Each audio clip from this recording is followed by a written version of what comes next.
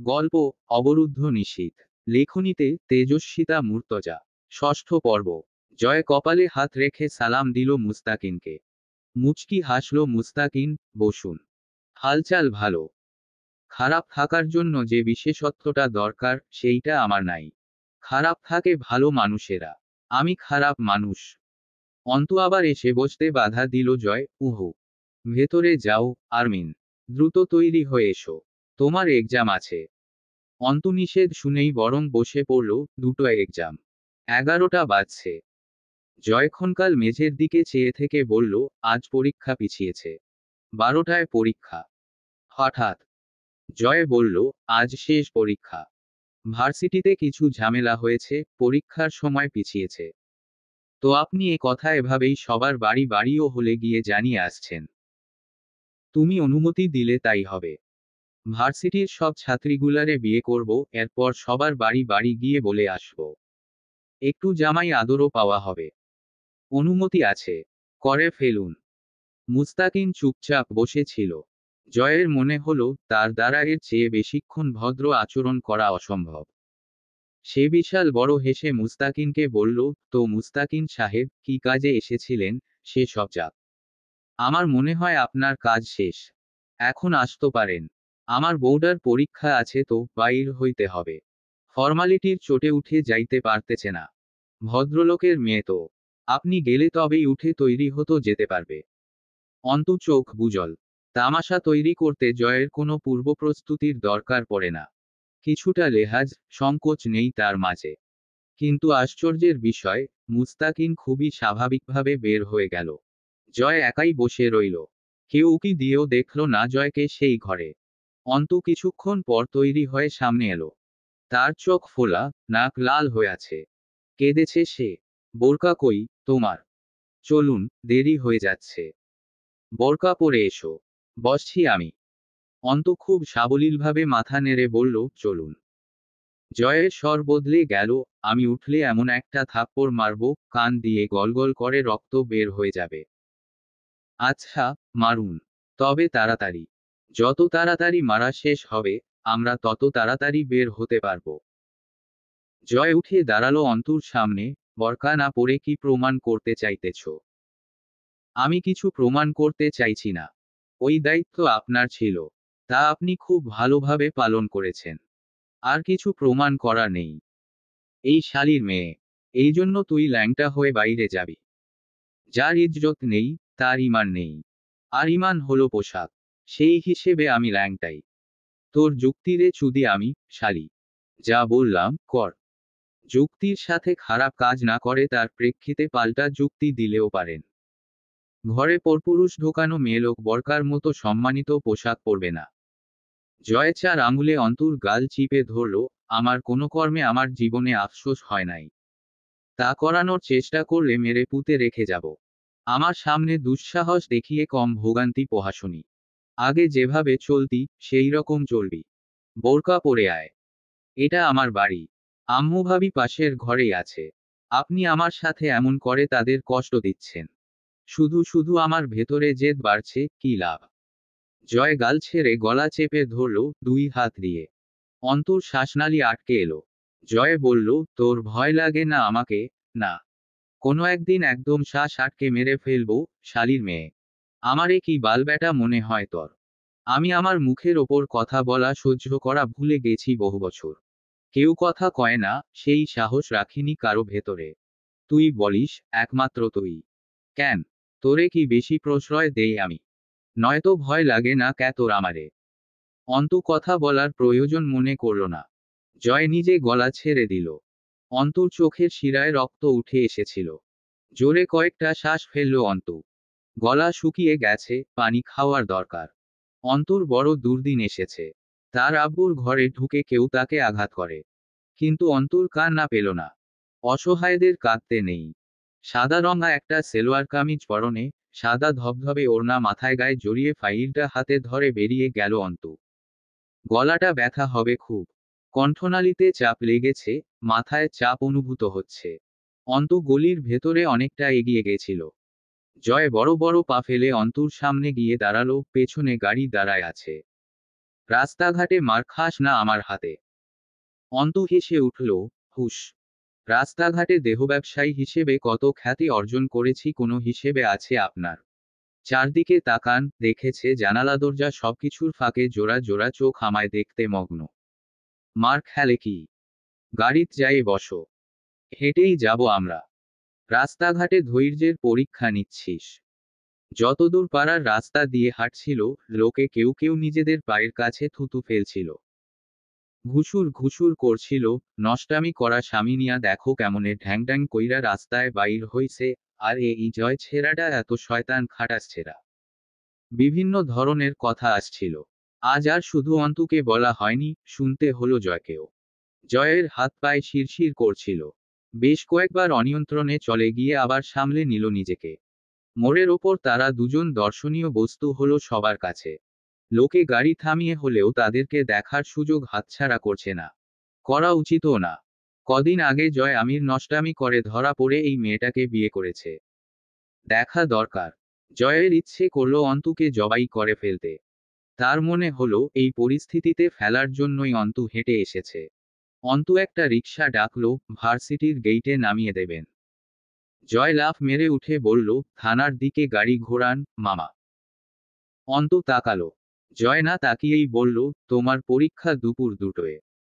M dash. রাত 11টা। কনকনে শীতের রাতে খালি পায়ে মেঝেতে দাঁড়িয়ে থাকা সাহসিকতার ব্যাপার। তরুর ভেতরে আজ সেই সাহস এসেছে। হু হু করে শীতল বাতাস নাকে মুখে ঢুকছে। তরু দাঁড়িয়ে রইল বারান্দার গ্রিল ধরে। তুলি ঘরের ভেতরে কোয়েলকে ঘুম পাড়াচ্ছে। জয়ের গান গাইতে গানতে ঢুকল।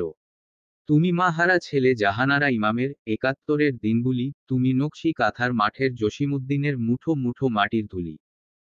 তুলি গম্ভীর মুখে তাকালো, গান যখন ভুলভাল নিজের মনের মতো গাইবি, তখন নিজে গান বানিয়ে গাইতে পারিস না। জয় আরো জোরে চেঁচালো, তুলি, ও তুলি, ও তুলি তুলি তুলি রে, দলনায় উঠে আমি দুলি, গাছের ওই ডাল ধরে ঝুলি। তুলি রেগে উঠল, চিৎকার করলে লাথি মারবো একটা, বের হ আমার ঘর থেকে। বাবু ঘুমাচ্ছে, যা বের হ। জয় বারান্দায় গিয়ে তরুর পাশে দাঁড়ালো। তরু চমকে উঠল, কিছু লাগবে আপনার? ডাকলেই হতো আমাকে। শোন তরু, তোকে এমন একটা যজ্ঞ পাত্রের কাছে বিয়ে দেব, তুই তখন আমায় ভেবে গান গাইবি।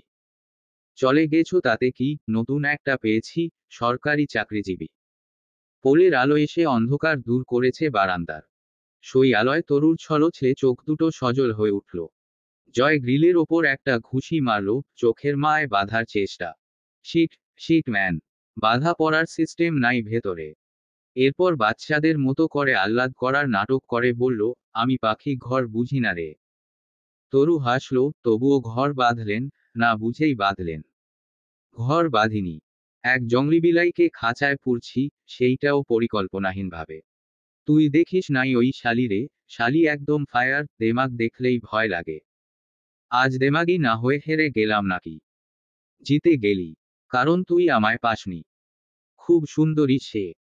মানুষ হিসেবে তোর মতো সুন্দর না। শালির তেজ খুব বেশি। আর রূপ অসুন্দর আছে। আচ্ছা, এত সাফাই গাইতে হবে না।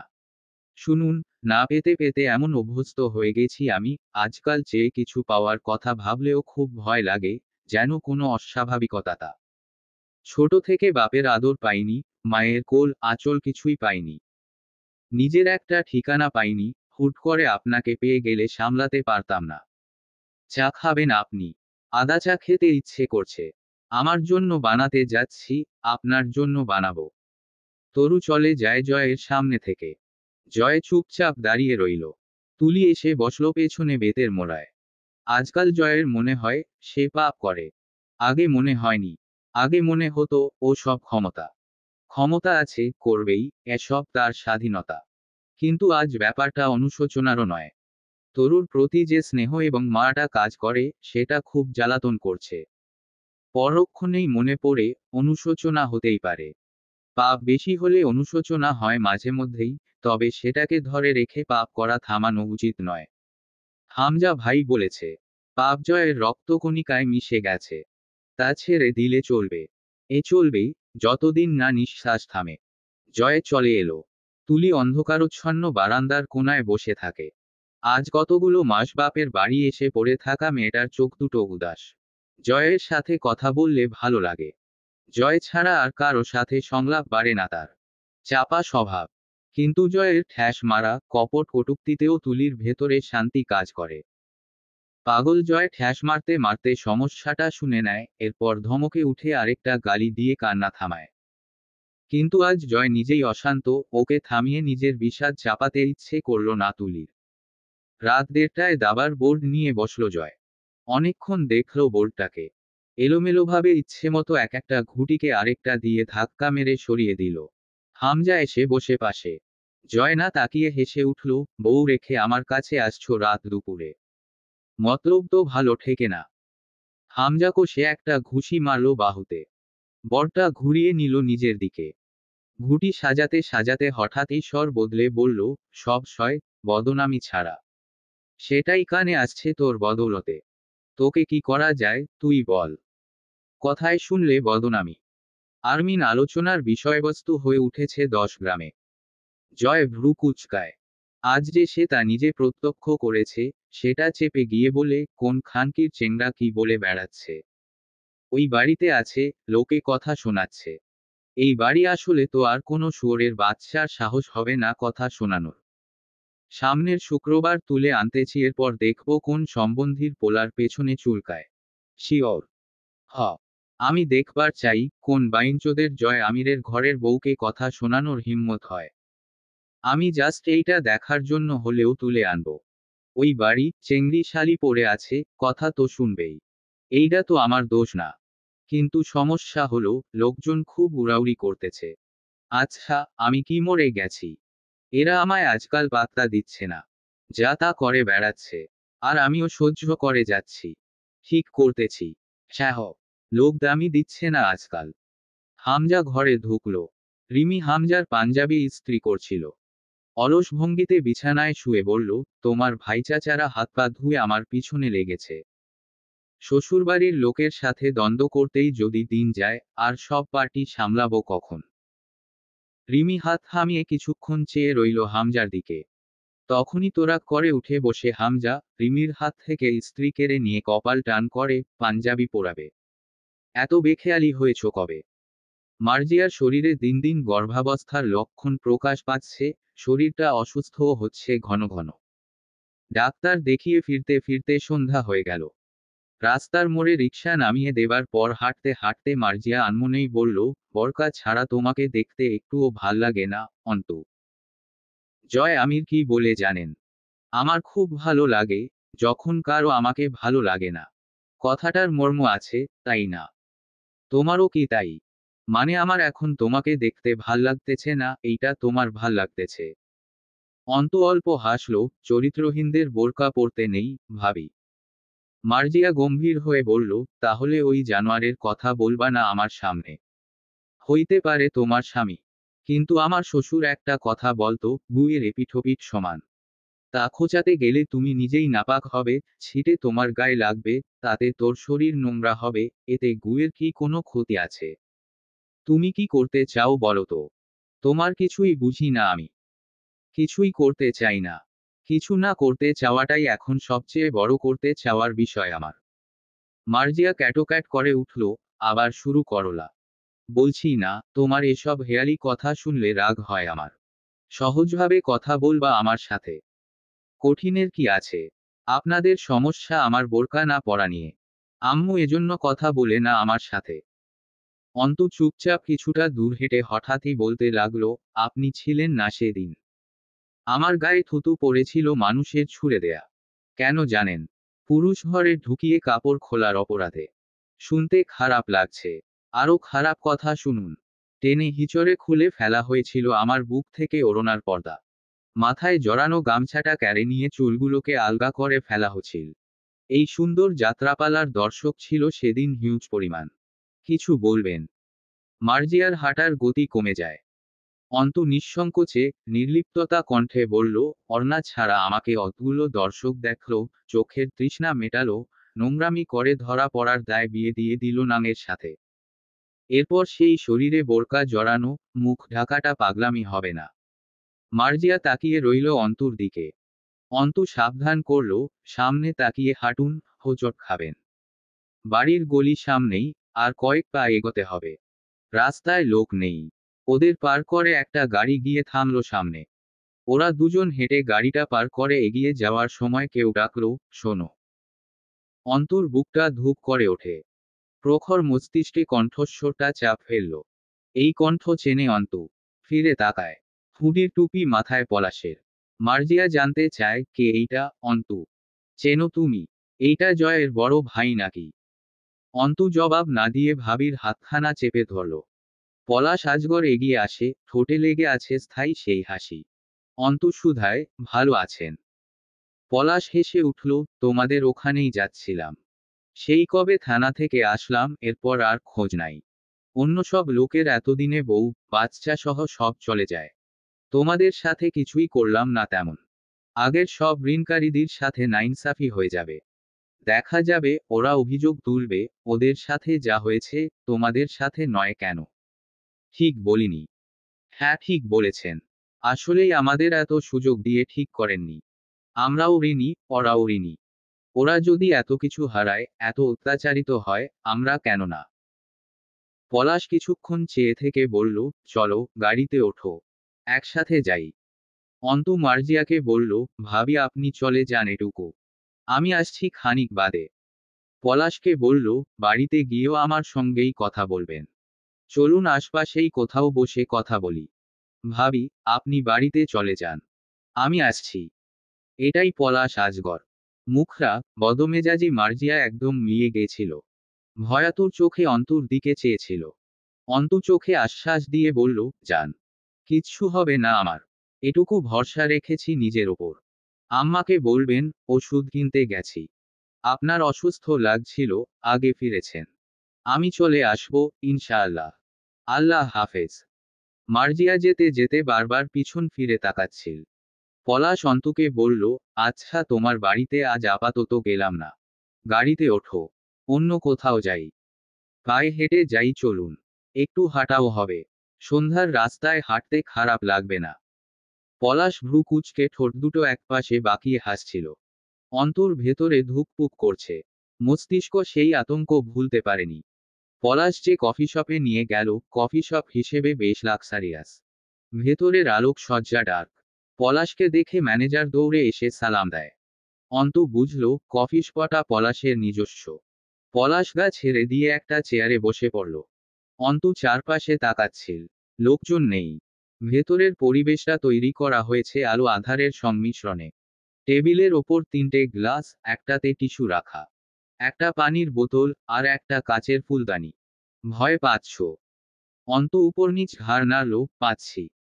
পলাশ হো হো করে হাসল, প্রয়োজন নেই। বসে পড়ো। পাবলিক প্লেসে দুষ্টুমি করার ক্লাস পেরিয়ে এসেছি বহুদিন আগে। ছোট বয়সে অসব করতাম। যাকে তোমরা ভদ্রলোকেরা বলো, ওই বখাটেপ না। পাবলিকের সামনে খেলি দেখানোটা প্রাথমিক ছাত্রদের কাজ, আমি হাই স্কুলের মাস্টার। অন্তু পলাশকে যতবার যতক্ষণ দেখেছে, ততক্ষণ পলাশের ঠোঁটে হাসি আর জ্বলজ্বলে চোখ দুটোয় ভয়ানক এক ইশারা খেলতে দেখেছে। পলাশ কফি আনতে বলল একটা ছেলেকে। আপনার টাকা দুদিনের মধ্যে দিয়ে দেব। আপনি ছাড়াও আরও কিছু পাওনাদার আছে। জমি বিক্রি করতে হবে। জমি নিয়ে কিছু সমস্যা রয়েছে। সেগুলো মীমাংসা হচ্ছে না বিধায় দেরি হচ্ছে। এর মাঝে আব্বুর ইন্তেকাল হলো। আমি আপনার কাছে দুদিন সময় চাইছি। এবার আমি সময় নিচ্ছি। তোমার বাবা মারা গেছে। ইন্না লিল্লাহ। পলাশ দুঃখিত হওয়ার নাটক করল। অন্তর শরীরকে বেশ কিছুক্ষণ চোখে গিলে হাসি প্রসারিত করে বলল, সুন্দর একটা ঘ্রাণ পাচ্ছি, তোমার শরীর থেকে আসছে বোধহয়। অন্ত তাকালো, আমি কোনো সুগন্ধি ব্যবহার করিনি। হা হা করে হেসে ওঠে পলাশ, গরু মরলে শকুন খোঁজ পায় কিভাবে? গরু মরার আগে সুগন্ধি মেখে মরে। মেয়েদের শরীরের নিজস্ব একটা ঘ্রাণ আছে, তার তুলনা বিশ্বের কোনো পারফিউমের সাথে হয় না। অন্তর শরীরটা ঝাঁকি দিয়ে উঠল। জীবন তাকে কোন পর্যায়ের মধ্য দিয়ে এগিয়ে নিয়ে যাচ্ছে, তা এখনো বুঝে ওঠা যাচ্ছে না। পলাশ গা ছেড়ে আরাম করে বসে ঘাড় বেঁকিয়ে বলল, ভাবছি তোমার পাশে গিয়ে বসলে গন্ধটা আরো ভালো পাওয়া যাবে। তাছাড়া খালি খালি চেয়ার ফাঁকা রয়েছে তোমার পাশেরটা। অন্তর দৃষ্টি টেবিলের দিকে ছিল। মুচকি হেসে ফেলল, শুধু ভাবছেন। এতটাও আশা করিনি আপনার কাছে। আপনার এতক্ষণে বসে পড়ার কথা ছিল। আপনার সাথে ব্যাপারটা মানায়। পলাশ ততক্ষণে উঠে দাঁড়িয়ে অন্তুর দিকে ঝুঁকে আসে। চোখের পলকে অন্তু টেবিলের উপরে থাকা কাচের ফুলদানিটা তুলে কাঠের চেয়ারে আঘাত করল। সঙ্গে সঙ্গে ফুলদানি ভেঙে 3 টুকরো। হাতে থাকা টুকরোটা পলাশের গলায় উঁচু হয়ে থাকা স্বর্ণালীর ওপরে ধরল। পলাশ চমকে গিয়ে ঝুঁকে পড়া থেকে সোজা হলে অন্তু উঠে দাঁড়ালো। ভাঙা কাচের চাপে পলাশের গলার চামড়ায় ছেদ পড়ে কয়েক বিন্দু রক্ত বেরিয়ে আসে। ভুললে চলবে, সেদিন কোনোরকমে আপনার ডেরায় ছিলাম, আজ পাবলিক প্লেসে জবাই করে রেখে যাব একদম। তারপর মরার পর যা করার করবেন আমার। জয় আমির আর আপনার মধ্যে ফারাক একটাই, জয় বেঁচে থাকা নিয়ে খুব বিরক্ত, মৃত্যুকে বোধহয় খুব একটা ভয় পায় না। কিন্তু আপনি মৃত্যুকে খুব ভয় পান। অন্তু কাচের টুকরো ফেলে দিল ছুঁড়ে। ফ্লোরে পড়ে খান খান হয়ে গেল। অন্তু বসে পড়ে চেয়ারে।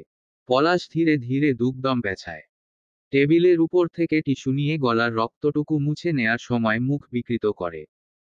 আচমকা রেস্তোরাঁ কাঁপিয়ে তোলে পলাশের ফেটে পড়া অট্টহাসির শব্দ।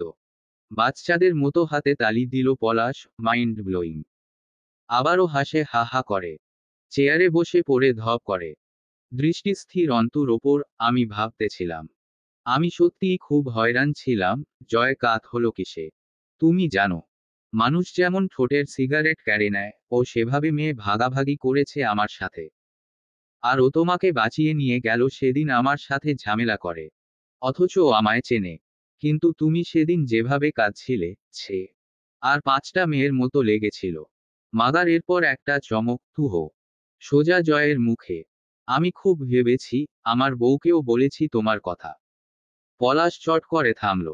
কিছুক্ষণ চেয়ে রইল ধুম ধরে চুপচাপ। কিছু মনে পড়েছে যেন, এভাবে তুড়ি বাজালো। ওয়েট, আসছি। 1 মিনিট। হাই কমিশন ব্র্যান্ডের ব্যালেন্ডেড স্কটস হুইস্কি মদের বোতল নিয়ে ফিরল। গলগল করে গ্লাসে ঢেলে তাতে চুমুক দেবার আগে বলল, নেবে 1 সিপ? অন্তু মাথা নাড়ল, উহু। চোখ বুজে পুরো 1 শট শেষ করে গ্লাস টেবিলে রেখে বলল, এবার কথায় এনার্জ আসবে। তোমাকে সেদিন একদম সাধারণ লেগেছিল। চিট। হতাশ আমি নিজের ভাবনায়। উঠে যেতে যেতে বলল, জয় যেমনই হোক, ওর রুচি ভালো এটা আমি জানতাম। বড় বংশের ছেলে তো। আজ প্রমাণ হলো আর একবার। একটা ট্রে এনে বসলো আবার। তা থেকে 1 টুকরো আদা, কয়েকটা পুদিনা পাতা, সোডার কৌটা থেকে খানিকটা সোডা, 2 টুকরো লেবু, 2 চামচ চিনি দিয়ে তাতে হুইস্কি ঢালল। 2 চুমুক খেয়ে বলল, বারবার ভালো লেগে যাচ্ছে তোমাকে। আমার বউ না থাকলে একটা চান্স নিতাম তোমার ওপর। তোমাদেরকে 1 রাত পর ছেড়ে দেয়া যায় না, বুঝলে? রেখে দেবার মতো তুমি। কিন্তু আমি আমার বউকে খুব ভালোবাসি। আসলেই। বোঝা যায়। অনেক বেশি ভালোবাসেন আপনার স্ত্রীকে আপনি। তোমার কাছে ভালোবাসা মানে কি? বুঝি না। অন্তর দিকে কফি এগিয়ে দিয়ে বলল, আমার সমস্যা কি জানো? আমাকে ভয় পাওয়া লোকের তো অভাব নেই। সেসবের ভিড়ে ব্যতিক্রম হিসেবে আমার বিরুদ্ধে অস্ত্র ধরা কারো সামনে খুব কাবু হয়ে যাই। দুনিয়ার খারাপ মানুষের আরেকটা স্বভাব আছে। এরা ভালো মানুষের ওপর খুব সহজে পিছলা খায়। একে বলে বিপরীতে আকর্ষণ বোধ করা। পজিটিভ নেগেটিভ তারের মতো ব্যাপার আর কি। বুঝছো? গা দুলিয়ে হাসল পলাশ। সাধারণ দেখতে লোকটা। কোনো জাকজমকতা নেই। অভিজাত্য আছে, তবে তা প্রকাশের যেন তাগিদ নেই ভেতরে। হুডির টুপি নামানো। নকশালদের মতো অস্বাভাবিক লম্বা কাঠামো। জলজলে চোখের মাঝ দিয়ে খিলানের মতো নাক। হাসলে গা ছমছম করে ওঠে। অথচ সারাক্ষণ হাসে ঠোঁট দুটো। পলাশ জিজ্ঞেস করল, আর তো কথাই বলছো না। শুধু কি টাকার জন্য এখানে এনেছি তোমাকে? তুমি চাইলে এই মুহূর্তে টাকা সব মৌকুফ করে উল্টো আমি তোমাকে টাকা দিতে পারি। অন্তু চুপচাপ বসে রইল। মাথাটা ফাঁকা লাগছে। উঠে যাবার জন্য পা চলছে না। আচ্ছা, আর কি কি পর্যবেক্ষণ করেছো আমার? বলো শুনি। তোমার কথা শুনতে খারাপ লাগছে না। স্যাহ। গলার কাছে জ্বলছে, এই একটা কাজ করলে। অন্তু বলল, এখনো তেমন কিছুই জানা হয়নি। সাধারণ জ্ঞান দিয়ে বিচার করতে জানাশোনার দরকার পড়ে না। যা পর্যবেক্ষণ একদিনেই করেছি। পলাশ আবারও ঝুঁকে পড়ে অন্তর কানে ফিসফিস করে বলল, তোমার পর্যবেক্ষণ আর আমার অভিজ্ঞতা, তোমার মানুষ খুন করার ইচ্ছা, বিদ্রোহ আর আমার পেশা। চলো এই নিয়ে একটা সিনেমাটিক খেলা খেলা যাক। ম্যানেজার এসে পলাশের হাতে একটা ইনটেক্ট মদের বোতল ধরিয়ে দিয়ে চলে যায়। পলাশ হিপ ফ্লাস্কে মদ ঢেলে নিতে নিতে বলে, তোমার পেছনে আমার লোক পড়ে থাকবে, আমার আদেশেই থাকবে, ছেড়ে তো দিতে পারি না তোমাকে। বিন্দু জলের মতো বহুদূর গড়াবে তুমি, যা বুঝলাম। তুমি আজকের মতো শিউরে উঠে যতদিন বাঁচতে পারবে, ততদিন খেলা তোমার। কিন্তু হারলে দামি মূল্য চেয়ে নেব আমি। আমি কোনো খেলা খেলছি না যদিও। আপনি আমার ভাইয়ের পাওনাদার। ভাই অপারগ টাকা পরিশোধ করতে, তাই তা আমার জিম্মায়। তবুও যদি ধরুন, আমি জিতে যাই। পলাশ হুডির টুপি মাথায় তুলল, কি চাও? তখন চেয়ে নেব। পলাশ মাথা দুলিয়ে হাসে, সাবধানে থেকো। আসছি, খোদা হাফেজ। কপালে তর্জনীয় মধ্যমা আঙুল ঠেকিয়ে সালাম জানানোর ভঙ্গিমায় ইশারা করে মদের বোতলটা হাতে ধরে বেরিয়ে যেতে যেতে বলল, রুবেল ম্যাডামকে কফি না খাইয়ে যেতে দিস না। Em dash. সোমবার বিকেল 4টা। ছাদের ওপর পাশের বাড়ির পুচকে ছেলের ঘুড়ি এসেছিল।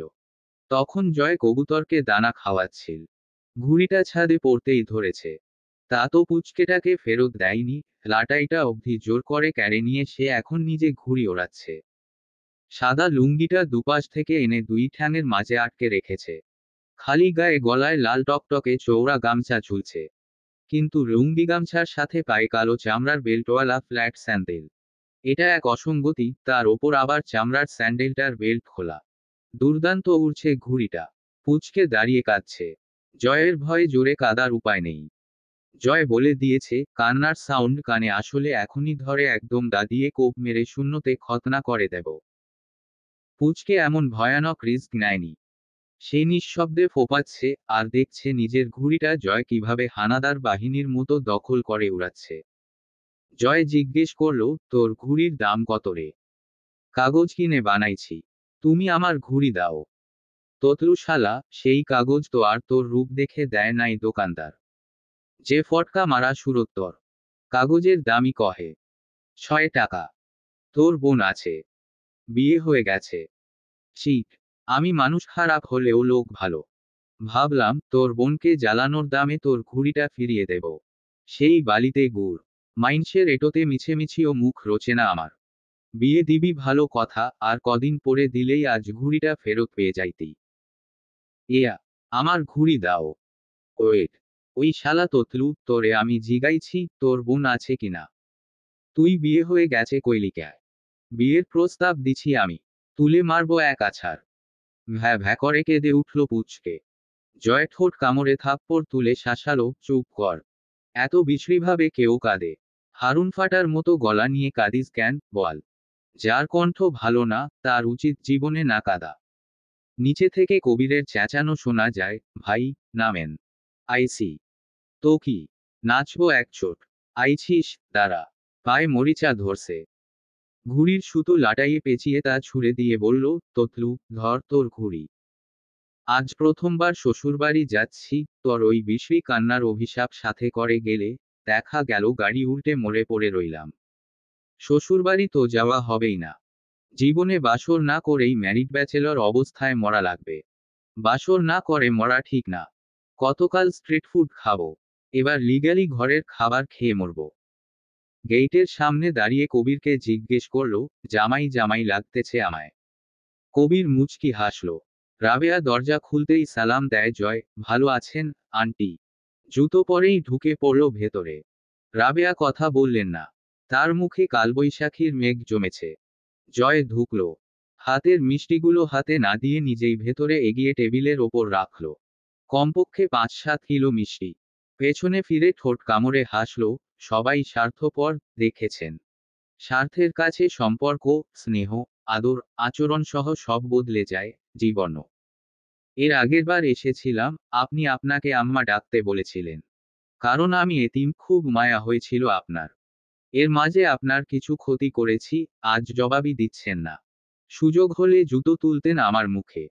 অথচ আজও কিন্তু আমি সেই এতিমই আছি, নাকি বাপ মা বেঁচে উঠেছে আমার। এমন কেউ নেই দুনিয়ায় যে নিঃস্বার্থ ভালোবাসে। এই জন্য আমার মানুষকে ভালো লাগে, তারা সচেতন, খুব বোকা না। আপনাকেও ভালো লাগছে। বিকৃত মস্তিষ্কের জয়। তার যুক্তি ও ধারণা মানুষ সমাজে তুলে ধরার উপযোগী নয়। যার কাছে পাপকে পাপ মনে হয় না, সে পাপ এবং পাপীর ঊর্ধ্বে। আশপাশ দেখে জিজ্ঞেস করল, অন্তিক আছে? রাবেয়া কথা বললেন না। উনাক দেখে যতটা নিরুপায় লাগছিল, তার চেয়ে বেশি দৃশ্যমান চোখের তারায় জয়ের জন্য ঘৃণা। জয় ক্লান্ত ভঙ্গিতে হাত দুটো মাথার ওপরে তুলে শরীর বাঁকালো। আচ্ছা, আপনিই ওকে জানিয়ে দেবেন। আমাকে আবার খুব ঘেন্না করে নিশ্চয়ই। আমি আবার আমার হেটার্সদের সামনে বেশি ঘুরঘুর করি। তখন মানুষ কটমটায়, কিন্তু সাহসে জোটে না কিছু বলার। তখন নিজের শক্তিকে অনুভব করি। তখন আবার একবার বুঝি, আমি শক্তিশালী। ভালো না ব্যাপারটা? অসভ্যর মতো অল্প হেসে সিরিয়াস হলো, কাহিনী হচ্ছে, আমাদের বাড়ির বউয়েরা বাপের বাড়ি পড়ে থাকে না। শুক্রবার আর্মিনকে তুলে নিতে আসবো। এখানে তেমন কিছু করতে হবে না। খুব বেশি লোক আসবে না, বরযাত্রী হয় যাদের, না বললেই না, টুকটাক ভাই ব্রাদার আসবে কয়েকজন। 20-25 জনের মতো। আপনাদের কোনো ঝামেলা করতে হবে না। বৃহস্পতিবার বাজার পাঠিয়ে দেব। সকালে বাবুর্চি চলে আসবে। টুকটাক সহযোগিতা করলে ওরাই সব করে ফেলবে। রাবেয়ার চোখে মুখের বিরূপতা অগ্রাহ্য করে এগিয়ে গেল ভেতরের দিকে। ভেতরে ঢুকতেই থমকে দাঁড়ালো। পলাশের কাছ থেকে ফিরে একগাদা কাপড়চোপড় ভাঁজ করতে লেগেছে অন্তু। পেছনে ফিরেছিল। জয় ঠোঁট দুটো ফাঁক করে একটা ঢোক গিলল। নিয়ন্ত্রণহীন চোখ দুটো মাথা থেকে পা অবধি স্ক্যান করে অন্তুকে। ঠোঁট কামড়ে সামান্য হেসে ডাকল, ঘরওয়ালি। অন্তু পিছনে তাকায়। নির্বিকার, নির্লিপ্ততা চাহনি। পুনরায় নিজের কাছে মনোযোগ দেয়। জয় হেলে দুলে হেঁটে গিয়ে বারান্দায় দাঁড়ায়। ডাকটা শুনতে এমন লাগে, আর মেইন। অন্তু জবাব দেয় না। গলা উঁচিয়ে বলে, জয়, সেদিন ঢোকার সময় তেমন একটা খেয়াল করি নাই। এইসব পড়ে থাকা জমি তোমার বাপের নাকি? হলে অন্ততপক্ষে দত্তরটা ভালো পাবো। তোমাকে বিয়ে করার কিছু তো বেনিফিট হবে। ফোন ভাইব্রেট হচ্ছিল, নাকমুখ কুঁচকে রিসিভ করলো, সম্বন্ধী পোলা। তোর বউ মরার সংবাদ দিলে একটা ললিপপ খাওয়াবো। রাহাত মিনমিন করে বলল, ভাই, আমার তো বউ নাই। কিন্তু আপনার বউ মানে ভাবিজানরে নিয়া কিছু বলার জন্য কল দিছি। জয় জবাব না দিয়ে শীষ বাজালো দুবার। আপনি কি গেছেন শ্বশুর বাড়ি? ভাবি বাসায় পৌঁছাইছে। জয় চুপচাপ কলটা কেটে দিল। রুমে এসে অন্তুর বিছানার ওপর টানটান হয়ে শুয়ে পড়ল জুতো পরা অবস্থায়। পাশেই বসে অন্তু মনোযোগ দিয়ে কাপড় ভাঁজ করছে। চোখ দুটো বুজে শান্তভাবে জিজ্ঞেস করল, কোথায় গেছিলে? ভাবিকে ডাক্তারের কাছে নিয়ে গেছিলাম। আর কোথাও যাওনি কেন? পলাশের সাথে কফি শপে গেছিলাম। জয় চোখ বুজেই হাসল নিঃশব্দে। হাসি মুখে বলল, কেন? সেদিন তোমায় মারা খাওয়া থেকে আমি বাঁচিয়েছি বলে বেঁচে থাকতে ইচ্ছে করছে না? দড়ি ছিঁড়ে মারা খেতে গেছিলে? নাকি পলাশ যা করতে গিয়েও ছেড়ে দিয়েছিল সেদিন, তার বাকিটুকু উপভোগ করতে গেছিলে? এমন একটা অশিষ্ট, নোংরা কথায়ও বিশেষ কোনো প্রতিক্রিয়া পরিলক্ষিত হলো না অন্তুর মাঝে। যেন সে অতি স্বাভাবিক কিছুই শুনছে মাত্র। অল্প হাসল, সবার চরিত্র তো আর আপনার মতো ময়লা, দুর্গন্ধে জড়ানো না। আপনার আর আমার কোনো তুলনা হয়? আপনি হলেন নর্দমায় জন্মানো পতঙ্গ, আমি মনে হয় অত খারাপ না। ঠিক না? জয় সম্মতি জানালো, ঠিক। তবে একদিনেই আমার সব পড়ে ফেলবে। নিজেকে লিখতে বহু বছর লাগিয়েছি আমি। একদিনে গড়িনি নিজেকে, অথচ তুমি আয়ত্ত খুব দ্রুত করে ফেলছো আমায়। নট ফেয়ার, ঘরওয়ালি। অন্তর মন বিদ্রোহ করে ওঠে, আপনার মতো নিচু মানের উপন্যাস পড়ার আমার রুচি কোথায়? জয় আমির কথাগুলো চেপে জিজ্ঞেস করল, মহাভারত পড়েছেন? পুরোটা পড়িনি। শকুনি মামা নিশ্চয়ই আপনার খুব প্রিয়। দুর্যোধনকেও ভালো লেগেছিল। স্বাভাবিক। হু, আসল কথা বলো। শকুনি মামা বলেছিলেন, সুগন্ধ, দুর্গন্ধ এবং মানুষের স্বভাব কখনো লুকায়িত থাকে না। অর্থাৎ এগুলো আবিষ্কার করার জন্য বেশি খাটুনি করার প্রয়োজন নেই। যার কাছে যা নেই, সে তার মর্যাদা বা কুফল কিছুই বোঝে না। একজন সম্মানী ব্যক্তি আরেকজনের সম্মানকে খেলার বস্তু মনে করবে কোন দুঃখে? যার চরিত্র ভালো, সে অন্য কারো চরিত্রকে বাজারে তুলতে পারে। জয় মাথা নাড়ল, পারে না। কথা ঠিক, আমার সম্মান নেই, আমি তোর সম্মানের মর্যাদা বুঝি না, ভবিষ্যতে বোঝার কোনো সম্ভাবনাও নেই। কিন্তু এখন তোর ভণ্ডামি তোর কাছে রাখো। পলাশ, মুস্তাকিনের সাথে নির্জনে সাক্ষাৎ করে আমার সামনে তোর সন্ন্যাসী সাজার চেষ্টা খুবই ভালো লাগছে আমার। তবুও এই ধরনের বালের প্যাচাল এখানেই থামা, নয়তো বালিশ চাপা দিয়ে খুন করে রেখে যাব। তোর লেকচার আমার কোনোকালেই ভালো লাগে না। বউ মারা ভালো কাজ, কিন্তু ভালো কাজ আমি করি না। মারার হলে ঠুকঠাক মেরে ফেলে রাখা কোনো কাজের কথা না। মারলে কোনোদিন জানটা একটানে বের করে নেব। যা বলতে এসেছি, শোন।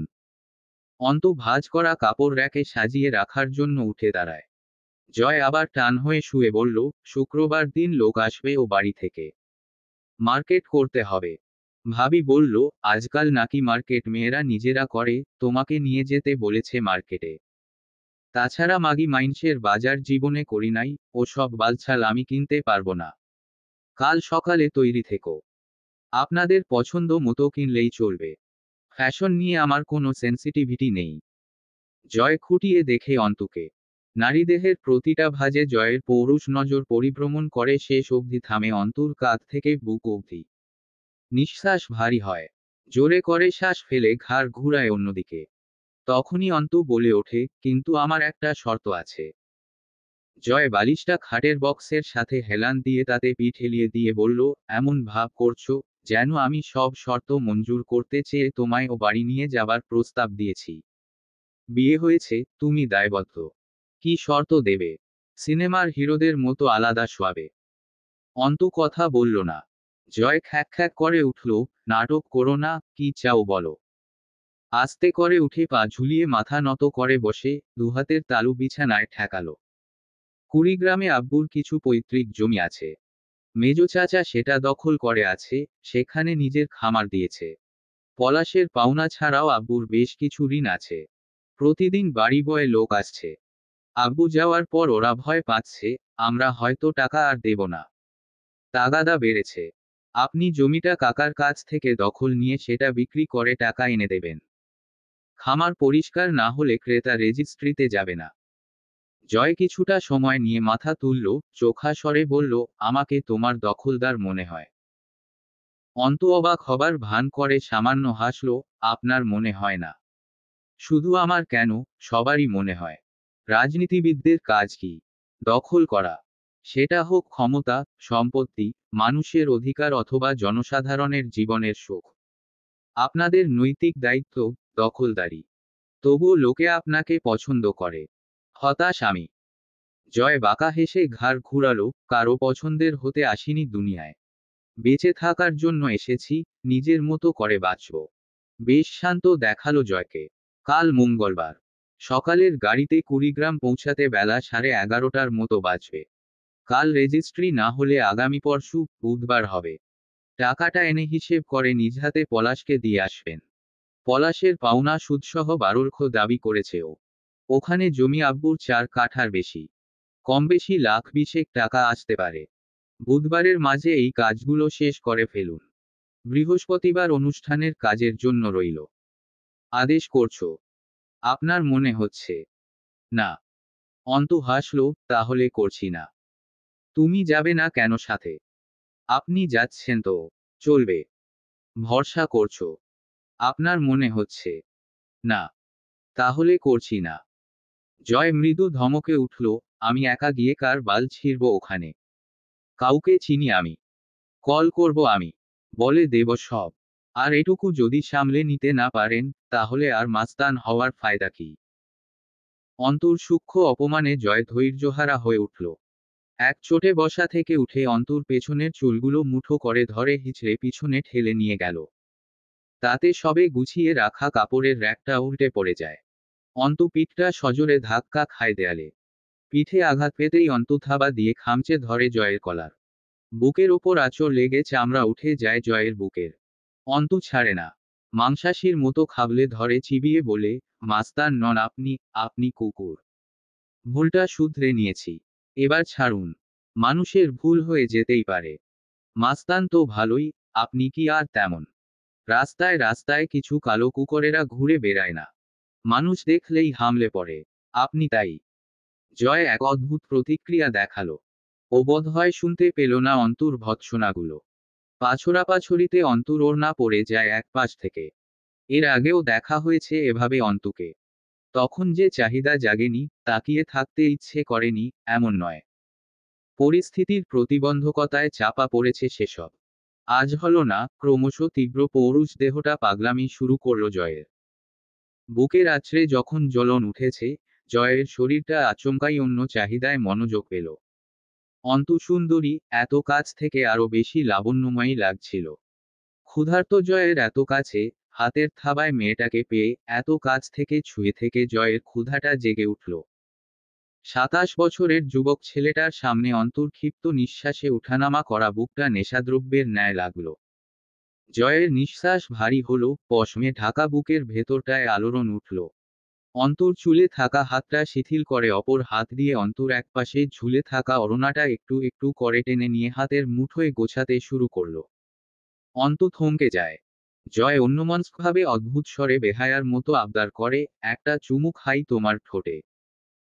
অন্তুকে প্রতিরোধ করার সময়টুকু দেয় না জয়। বিড়বিড় করে ওঠে, মেয়ে মানুষ জীবনে স্বীকার করবে না। দাড়িগোফের মুখটা অন্তুর ঠোঁটে লাগায়। শক্ত একটা চুমু।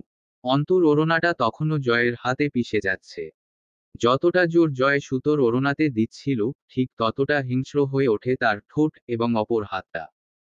অন্তু জয়কে বাধা দিতে হাত তুলতেই ওড়নাসহ হাতটা চেপে ধরে অন্তুর চোয়ালে অপর হাত গেড়ে দেয়।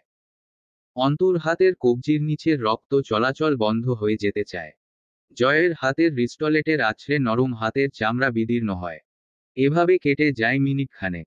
জয় সরে দাঁড়ায়। হাঁপিয়ে উঠার মতো জোরে জোরে বিক্ষিপ্ত শ্বাস ফেলতে ফেলতে বলে, এবার কি বলবে? ধর্ষক। চলবে, তাই বলো। আর এক মুহূর্ত দাঁড়ায় না। অন্তুর ওড়নাটা হাতের মুঠোয় পেঁচিয়ে বেরিয়ে যায় ঘরের বাইরে। অন্তু শান্তভাবে জয়ের যাওয়ার দিকে কিছুক্ষণ চেয়ে থেকে থুহো করে দুবার থুতু ফেলে মেঝেতে। হাত দিয়ে ঠোঁট ঘষে। আবার থুতু ফেলে। ওপরের দিকে তাকিয়ে তাচ্ছিল্য হাসে, আমার স্বামী এই কুকুরটা। এভাবেই সহ্য করতে হবে প্রতিবার যখন কাছে আসবে। কি বিধান আপনার? মানা করলে নাকি আপনার ফেরেশতারা অভিশাপ দেয়? আপনি মহান, মালিক আমার। M dash.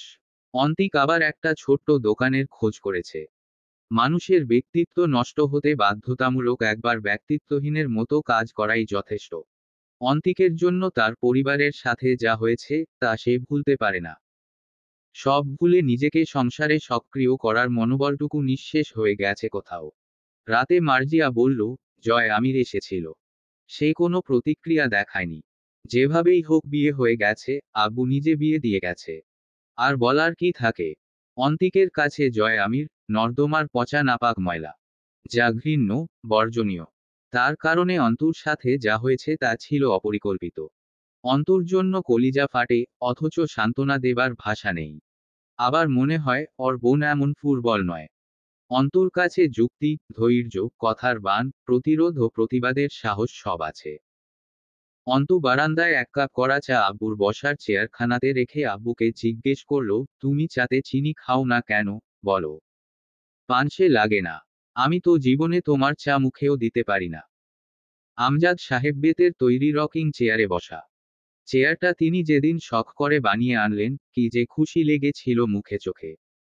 গাম্ভীর্যের পেছনে এক শৌখিন মানুষ ছিলেন। অন্তু চেয়ারে হেলান দিয়ে আব্বুর দিকে চেয়ে থাকে। আজ কোনো কথা বলছে না, জবাব দিচ্ছে না। অন্তু ছটফট করে উঠল, কি হয়েছে তোমার, আব্বু? কথা বলছো না কেন? তোমার অভিমান সহ্য করার সাধ্যি আমার নেই। তোমরা আর কত কি সহ্য করাবে আমাকে?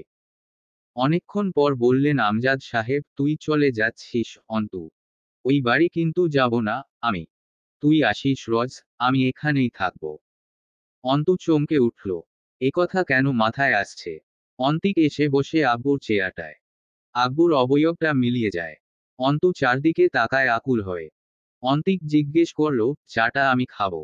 একটু চিনি এনে দিবি? দুই ভাইবোন অনেকক্ষণ যাবৎ চেয়ে থাকে একে অপরের চোখের দিকে, ঘোর নির্বতায় কাটে ততক্ষণ। অন্তু পড়ে উঠে দাঁড়ায়। ছোট চিনির কৌটা এনে 2 চামচ চিনি দেয় অন্তিকের কাপে। অন্তিক যেন লজ্জিত বোধকে পাত্তা না দিয়ে বলে, চা আব্বুর জন্য বানিয়েছিলি, তাই তো। বড় ভাই বাপের মতো হয়। চাটা খাওয়া খুব বেশি অসঙ্গতি হবে না। আমি তোর তেমন ভাই নই অবশ্যই। ঠিক বলেছি। এমন ভং ধরিস কথাবার্তায়, যেন খুব শিক্ষিত আর বিজ্ঞতই। অনার্স পাশ নাই করতে বরের মালা গলায় তুলেছিস। আমার সামনে বুজুর্গি কথাবার্তা বলতে আসবি না। বিরক্ত লাগে। অন্তর ঠ্যাস মারা কথাতেও অন্তিক হেসে ফেলল। পাপ আর বিদ্যুৎ প্রথমে এদের নিজেদের বাপকে মারে, শুনেছি। আমার পাপও ছাড়েনি আমায়। অনেকক্ষণ মাথা ঝুঁকিয়ে চুপচাপ বসে থেকে বলে অন্তিক, পলাশ কি করেছিল তোর সাথে? পলাশের ব্যাপারে কিছু জানিস?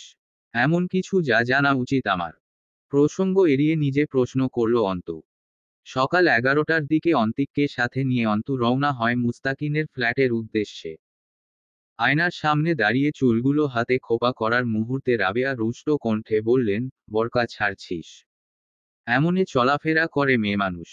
জাহান্নামী হয়ে গেছিস তুই। আল্লাহরে ভয় লাগে না? বেপর্দা বেহায়াদের মতন চলাফেরা করতে শিখছিস। অন্তু খোপাতে ছোট্ট ক্লিপ লাগাতে লাগাতে বলে, কিসের পর্দার কথা বলছো আম্মা? বেশ্যার শরীরে বোরকার পর্দা।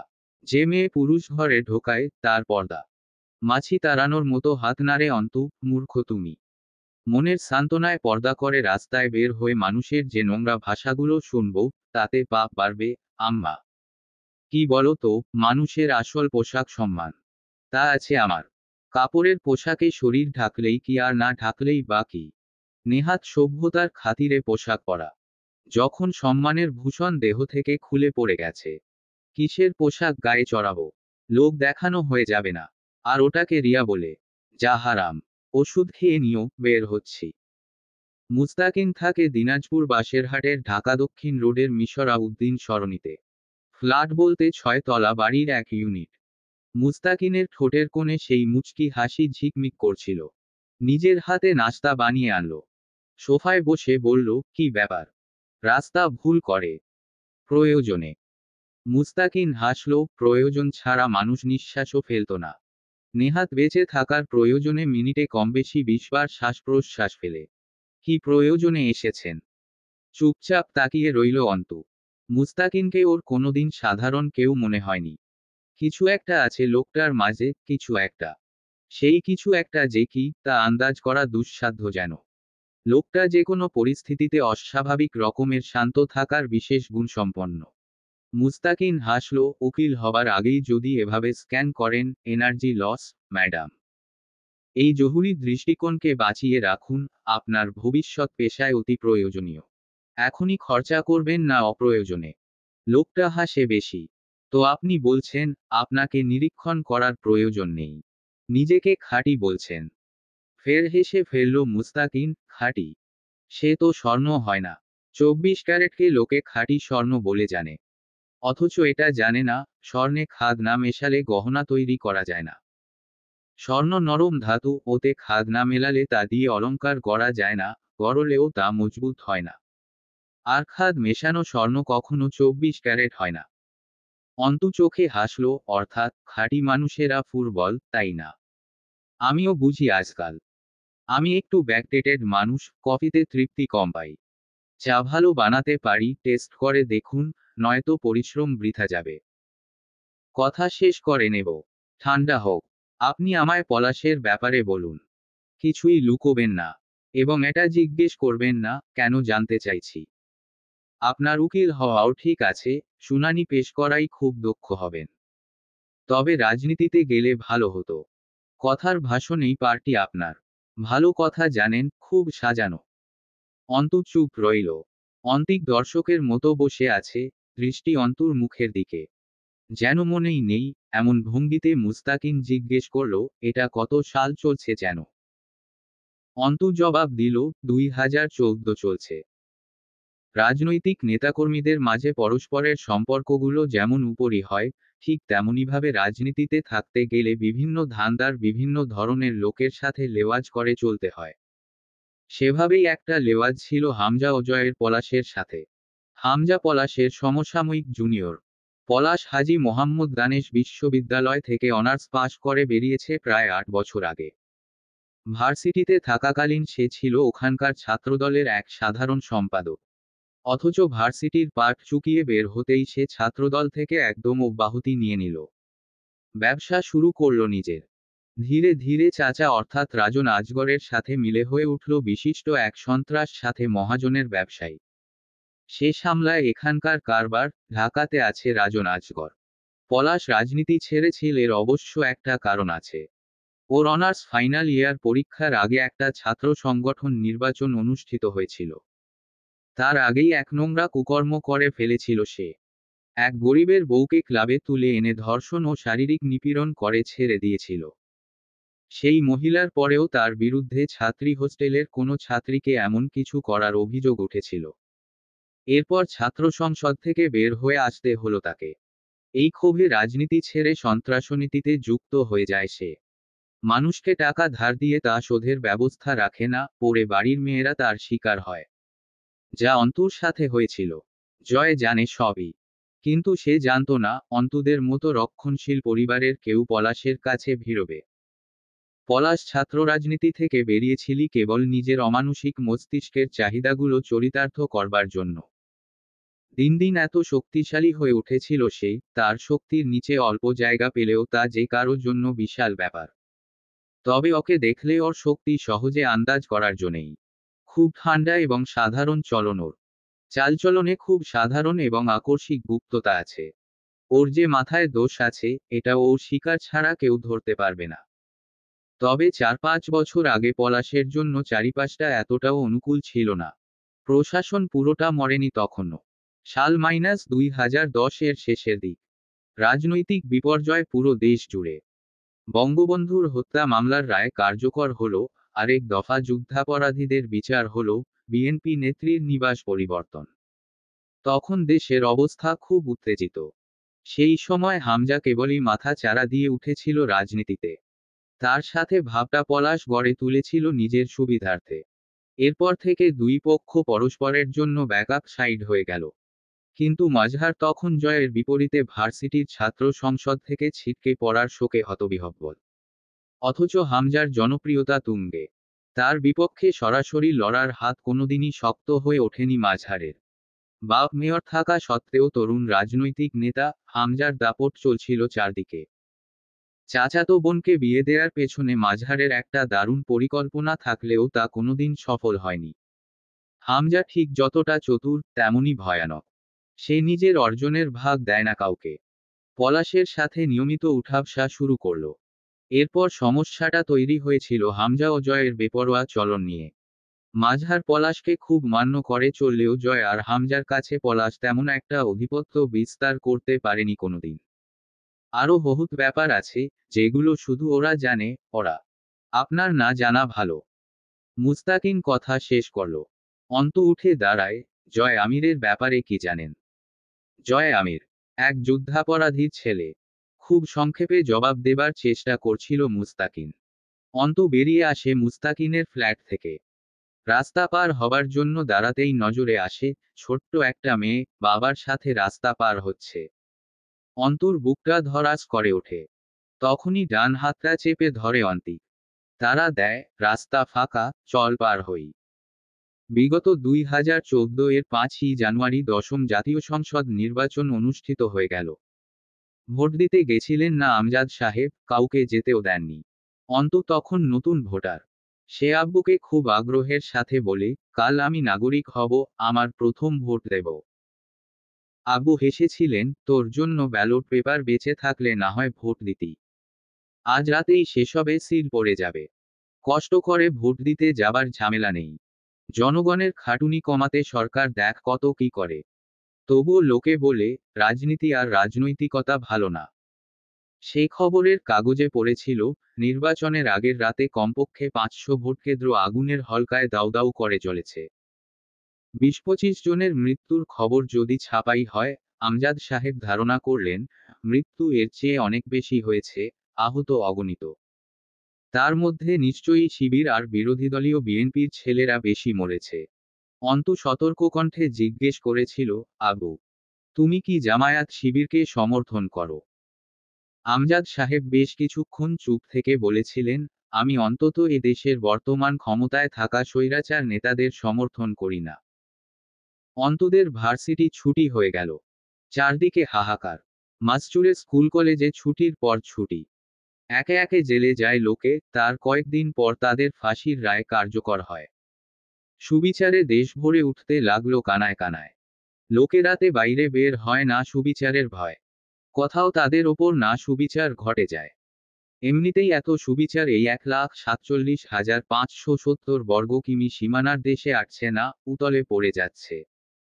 বাইরে বের হওয়া লোকের নিশ্চয়তা নেই ঘরে ফেরার। বিনা নোটিশে কারাদণ্ড হয়ে যায় আজকাল মানুষের। এভাবে পেরিয়ে যায় প্রায় 6 মাসের মতো। জুলাই মাসে সবকিছু সামান্য স্বাভাবিক হওয়ার পরেই সবকিছু চলতে শুরু করলো। কতদিন এভাবে চলা যায়? উত্তাল ঢাকা শান্ত যেন। নির্বাচন থামানো যায়নি, ঠিক ক্ষমতায় বসে পড়েছে ভক্ষকগণ। এই শোক এবং হতাশায় আর বিরোধী বিপ্লবীরা একে একে জেলে যাওয়ায় হতাশায় নিমজ্জিত তারা। আইনস্টাইন বলেছিলেন, পৃথিবীর প্রায় সকল তুলনাকে আপেক্ষিকতা দিয়ে ব্যাখ্যা করা যায়। আপেক্ষিকভাবে বিরোধী দলগুলো নির্বাচনের পর ঠিক যতটা হতাশা নিয়ে দমে গেল, হামজা জয়ের মতো ছাত্রলীগের তরুণেরা উপরমহলের প্রশ্রয়ে তত বেশি হুঙ্কার দিয়ে নিজেদের জাহির করার সুযোগ হাতিয়ে নিল। আজ 12ই ডিসেম্বর, 2014। রোজ শুক্রবার। অন্তু বিয়ের সাজে বসে এসব ভাবে। অবাক হয়, জীবন তাকে কোথায় এনে দাঁড় করিয়েছে। সে ধীরে ধীরে সাধারণ একটা স্বপ্ন দেখা মেয়ে থেকে কেমন আন্তর্জাতিক ও রাষ্ট্রীয় বৈষম্যের দিক ঝুঁকে পড়ছে। কিসের সংগ্রামের আগুন বুকে ধিক ধিক করে জ্বলছে। পরিস্থিতি তার ভেতরে যে আগুন জ্বালিয়েছে তা তাকে আর কতদূর নিয়ে যাবে। অন্তু মাঝেমধ্যেই বিরক্ত হয় নিজের ওপর। সে আজ এমন প্রতিবাদ করতে না গেলে, সহ্য করা শিখলে জীবনটা এর চেয়ে অন্তত ভালো হতো। তখনই আব্বুর সেই সব শিক্ষা এসে সামনে দাঁড়ায়, অন্তু।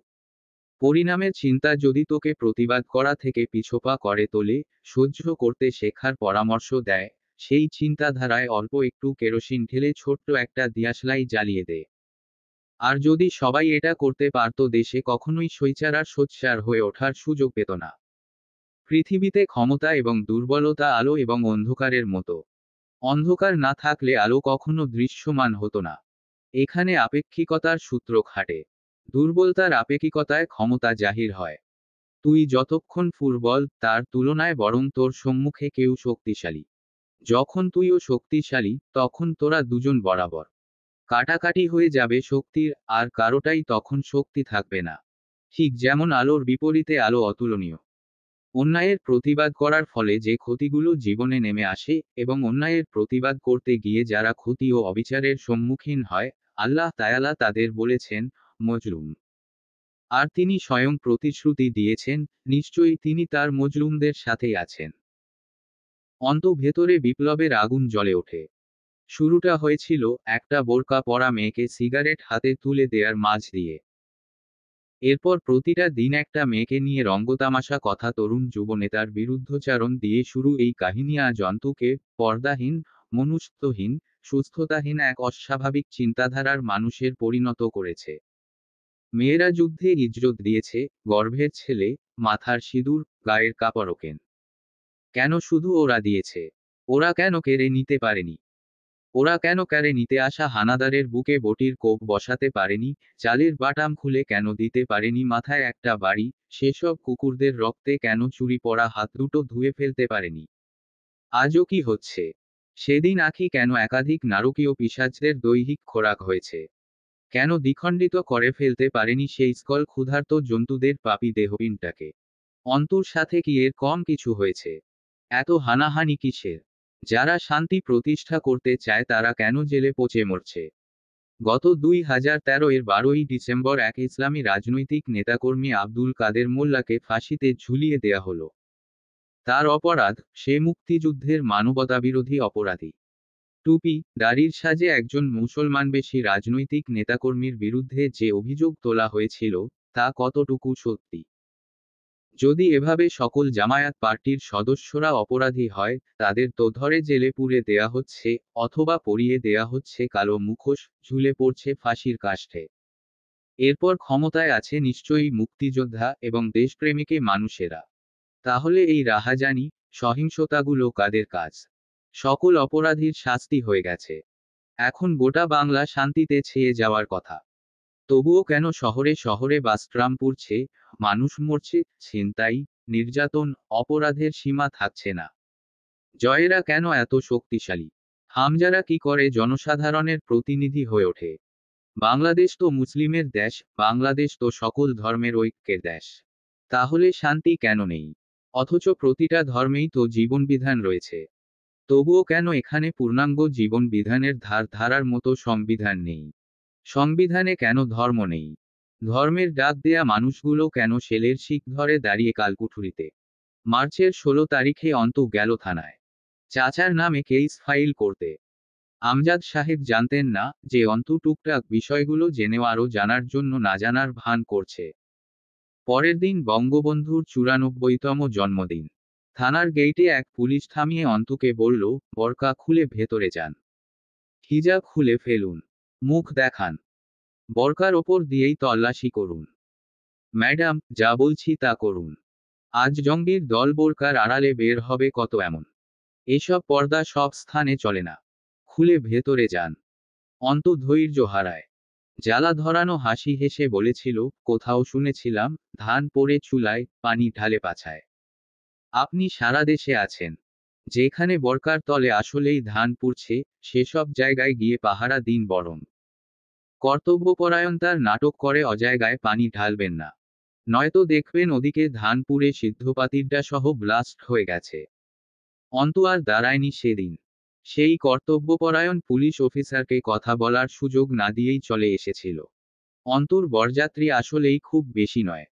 হুমায়ুন পাটোয়ারি, হামজা, পার্টির বিশিষ্ট কিছু ছেলেরা ছাড়া আর কেউ আসেনি। জয়ের পরনে সাদা শেরওয়ানি। মাথাটা খালি, পাগড়ি নিয়ে পিছে পিছে ঘুরছে রাহাত। খাওয়া শেষ করে অন্তুকে বের করে নিয়ে যাওয়া হলো। অন্তু এক ফোঁটা কাঁদল না। অন্তিক বোনের হাতটা চেপে ধরে গেইট অবধি নিয়ে যায়। রাবেয়া দূরে দরজার চৌকাঠ ধরে দাঁড়িয়েছিলেন। ঝড়ো ঝড়ো করে পানি পড়ছিল অসহায় মায়ের চোখ দিয়ে। অন্তু এগিয়ে গিয়ে বলে, আম্মা, বিদায় দাও। নতুন এই জীবনে কিছুদিন বেঁচে থাকতে চাই। বেঁচে থেকে কিছু নতুন অভিজ্ঞতায় ভিজিয়ে ফেলতে চাই হাত দুটো। সেই অভিজ্ঞতা সামলে নেয়ার দোয়া করো।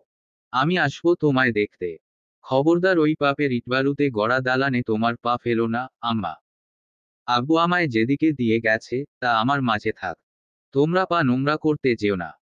দেশের পরিস্থিতি ভালো না, আর না মানুষ, সমাজ ময়লা হয়ে গেছে। তোমরা সরল মানুষ কোনোরকম বেঁচে থাকলেই অনেক। রাবেয়া হু হু করে কাঁদেন। অন্তু বড় হয়ে গেছে। ছোট ছোট প্রতিবাদ থেকে জন্ম নেয়া অন্তু কিছু বিষমাখা অভিজ্ঞতার আয়োজনে আজকাল কেমন যেন লাগামছাড়া হয়ে গেছে। অন্তিক ফিসফিস করে বলে, যতদিন ছিলি, কথা হয়নি বহু বছর। আজ হঠাৎ কথা টের পাচ্ছি ভিতরে। বলার সুযোগ নেই। বহুদিন রাতে ঘুমাইনি, চোখ দুটো খুব জ্বলছে। তোর চোখ জ্বলছে না? জ্বলছে না। আম্মার খেয়াল রাখিস।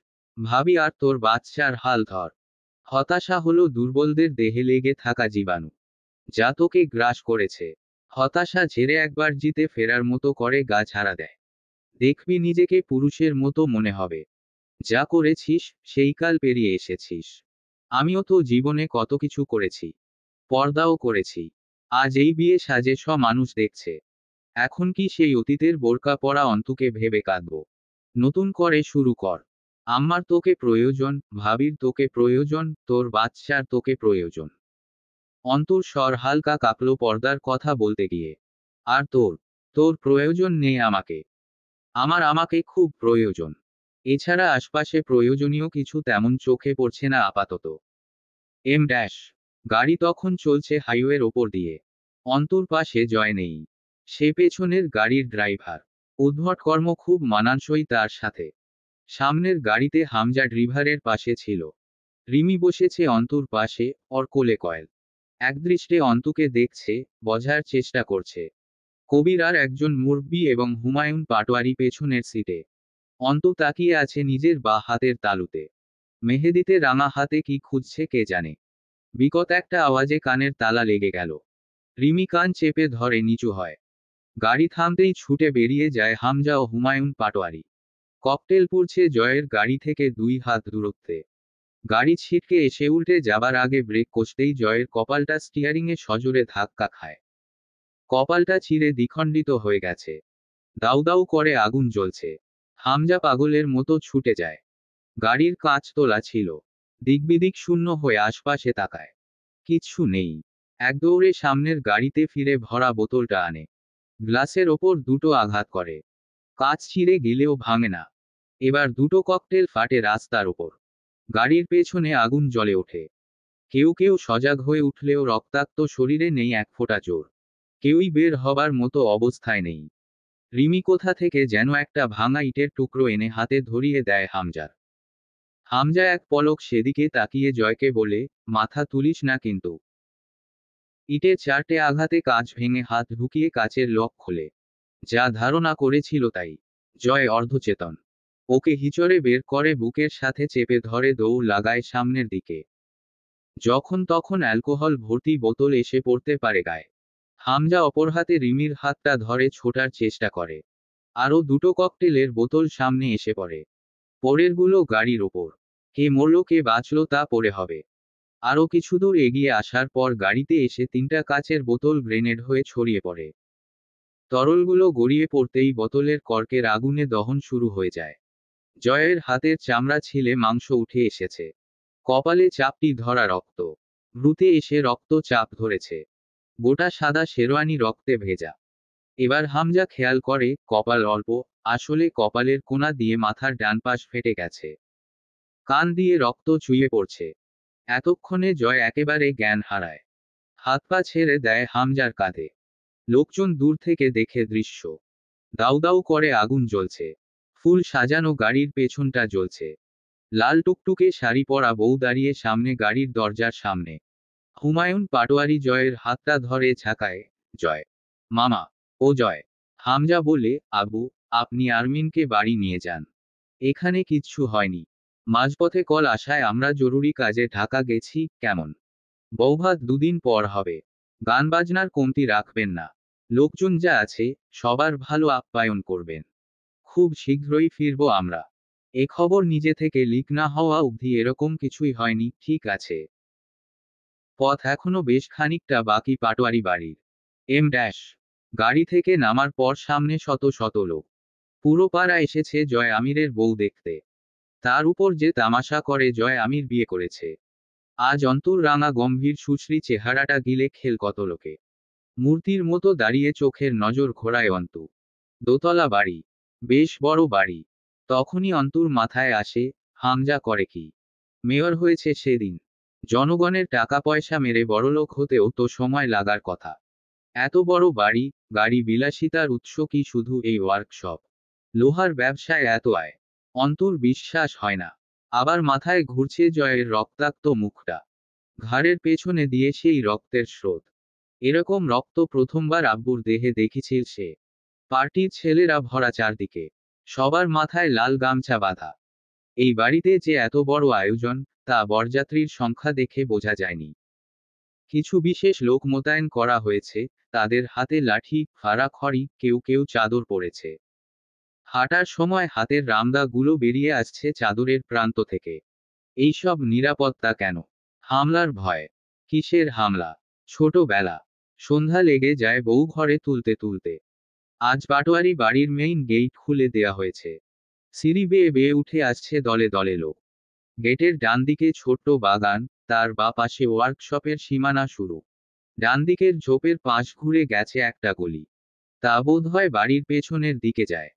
কিন্তু বাড়ির পিছনে বিশাল প্রাচীরতলা। ওদিকে এই রাস্তা কিসের? অন্তুর মাথাটা নত ছিল। যখন দরজায় পা রাখল, শাড়ির কুচি ধরে এগিয়ে অল্প মাথাটা তুলতেই একটা মেয়ের জলজলে চোখ নজরে এলো। অন্তুকে গিলছে যেন চোখ দুটো, দুটো ঢোক গেলাও নজরে আসে অন্তুর। কৌতূহল তৈরি হলো মেয়েটার প্রতি। বাসরটা সাজানো হয়েছে কাঁচা ফুলে। জয়ের ঘরে পা রাখতেই যে জিনিসটা চোখে বাঁধে, ঘরের দেয়াল ভর্তি জয়ের ছবি। সবচেয়ে বড় ছবিটা সাদা পাঞ্জাবি পরা, গলায় চাদর পেঁচানো। ওটা দরজার সামনের দেয়ালে টাঙানো। একটা খাট, ড্রেসিং টেবিল, কাঠের আলমারি, ছোট্ট 2 সিটের সোফা কাউচ, বুকশেলফ, কর্নার শোপিসটা রাখা বাথরুমের দরজা থেকে একটু দূরের 2 দেয়ালের কোণায়। অন্তর তাচ্ছিল্যই এলো। এসব বড়লোকির চলাফেরার সোর্স কি? চাঁদাবাজি। জয় এখন কোথায়? একের পর এক লোক আসছিল। দেখছিল কেউ কেউ মুখ দেখে টুকটাক উপহার বা টাকা হাতে গুজে দিচ্ছিল। সেই সময় কোথা থেকে কোয়েল ছুটে এসে কোলে চড়ে বসে অন্তর মুখ ঘুরিয়ে ফিরিয়ে দেখতে শুরু করে। হাস্যকর ছিল দৃশ্যটা। কোলে চড়ে বসে মুখ দেখা। তুলি পাশে জিজ্ঞেস করলো, পছন্দ হয়েছে বৌমনিকে? বউ? জয় মামার বউ এটা? তোমার রিমি মামির মতো আরেকটা মামি? মামিকে ভালো লেগেছে তোমার? কোলে চড়ে বসলে যে? কোয়েল আধস্বরে বলে, জয় তো থেমে গিয়ে চেয়ে থাকে অন্তর দিকে বাচ্চাসুল দৃষ্টিতে, যেন বুঝতে চেষ্টা করছে ব্যাপারটা। দারুণ মায়া লেগে গেল অন্তর। গালটা টেনে দিয়ে ভালো করে টেনে কোলে বসিয়ে এক হাতে জড়িয়ে রাখলো কোয়েলকে। তুলি মিষ্টি হেসে নিজের পরিচয় দেয়, আমি তোমার এক ননদ। তোমার তো আপন ননদ, ভাসুর কেউ নেই। আমি হামজার ছোট বোন। অন্তু হাসল অল্প। তুলি অল্প টিস্যু ছিঁড়ে সযত্নে অন্তর মুখের ঘাম মুছে দেয়, কি করে কি হলো সেটাই ভাবছিলাম। জয় এমন ঘর বাঁধার ছেলে না। তবুও দেখেছো সাথে আসেনি। তুমি তো ভীষণ সুন্দরী। এত ঘামছো কেন? চিন্তা করছো কি নিয়ে? চার্জার ফ্যান দেব? উহু, ঠিক আছি। অন্তর পর্যবেক্ষক দৃষ্টি কিছু আবিষ্কার করে ফেলে তুলির মুখে। ফর্সা ধবধবে চেহারায় কালচে দাগগুলো খুব দৃষ্টিকটু। ঘাড়ের কাছের জখমটা অরুণার আড়াল থেকে বেরিয়ে এসেছে। চোখের নিচে কালি পড়া, যা জানান দেয় বহুরাত ঘুমায়নি চোখ দুটো। অথচ দারুণ সুন্দর চেহারা তুলির। হামজার মতোই নাক চোখ, তবে হামজা পুরুষ হিসেবে এমন ফর্সা না। রিমি এসে দাঁড়াতেই তুলি চমকায়, মুখটা এমন ছোট লাগছে কেন তোমার, ভাবি? জয় আর হামজা ভাই কই? ওরা কি আজকের দিনটাও স্বাভাবিক পালন করতে পারত না? রেগে উঠল তুলি।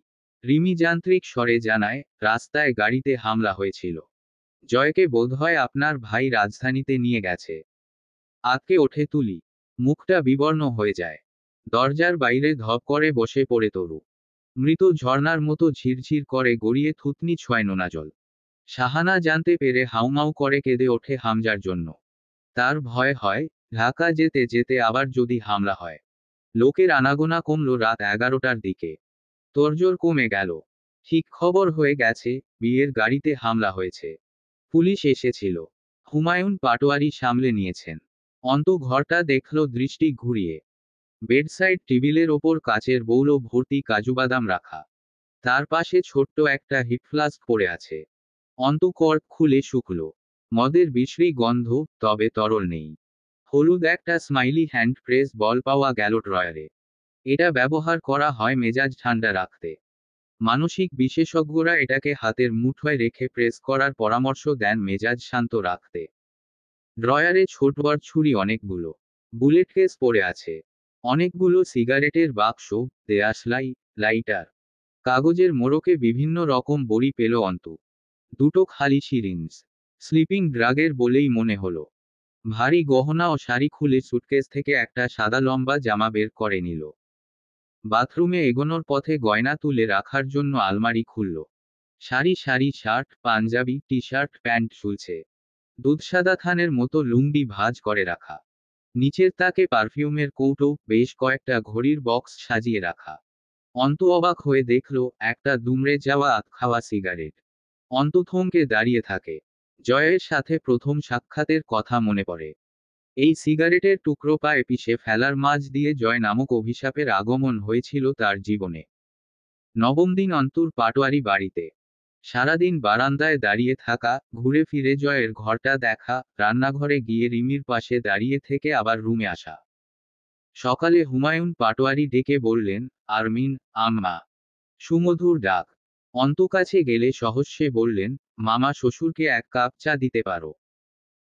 অন্তু রান্নাঘরে যেতে যেতে ভাবে, আসল শ্বশুরের খবর নাই, মামা শ্বশুরের ঘুম নাই, তার আবার চা চাই। বাংলার সব ঘরে চায়ের চলন নেই নিয়ম করে। উচ্চবিত্তরা এসব মানে। পাটোয়ারি সাহেব ভালো লোক। ব্যবহার, কথাবার্তা সব আন্তরিক। অন্তুর উনাকে ভালোই লেগেছে। কিন্তু সাহানা অন্তুকে সহ্য করতে পারছেন না। অন্তু বাড়িতে পা নাই রাখতে বাড়িতে রক্তের ছাপ লেগেছে। রিমির হাতের কবজি বয়ে জয়ের রক্ত এসেছিল সেদিন, জয় আসেনি। দুই ভাই রাজধানীতে পড়ে আছে। কল করলেও হামজা কিছু বলে না বিশেষ। বলে, সব ঠিক আছে। জলদি দিনাজপুর ফিরব। জয়ের অবস্থা কিছুই বলে না। সেসবের জন্য তার অন্তুকে দায়ী মনে হয় শাহানার। আগামীকাল থেকে দুদিন হরতাল। বহুদিন থেমেছিল এই সব অবরোধ। আবার শুরু হলো কিসে কে জানে। ওরা আসতে যে আরো কয়েকটা দিন লাগবে এটা বোঝা যাচ্ছে। শাহানার শরীরে কোনো উন্নতি নেই। সে সারাদিন পেটের ব্যথায় কাতরায়। কথা বলার লোক নেই তার। অন্তু গিয়ে বসেছিল। দু চার কথা শুনিয়ে রুম থেকে বেরোতে বলেছেন। বিকেলবেলা তুলির রুমে ঢুকতেই ফিডার রেখে দৌড়ে এসে ঝেঁপে পড়ল কোয়েল আর ইন। চলো চককে কিনে আনি। জয়টা আসছে না। তুমি ওর বউ, তুমি চলো। অন্তকানে গলিত সীসার মতো ঢোকে জয়ের বউ কথাটা। সে হাসে, পড়ে যাব, আম্মা। চলুন, এখন দুধটুকু শেষ করুন। নয়তো চকলেট কিনে দেব না। অন্ত বসে থাকে কিছুক্ষণ। পরে দ্বিধা ভেঙে জিজ্ঞেস করে, দুলাভাইকে তো দেখলাম না আসতে। মেয়েকে দেখতে আসে না। আপনি কি এখানেই থাকছেন?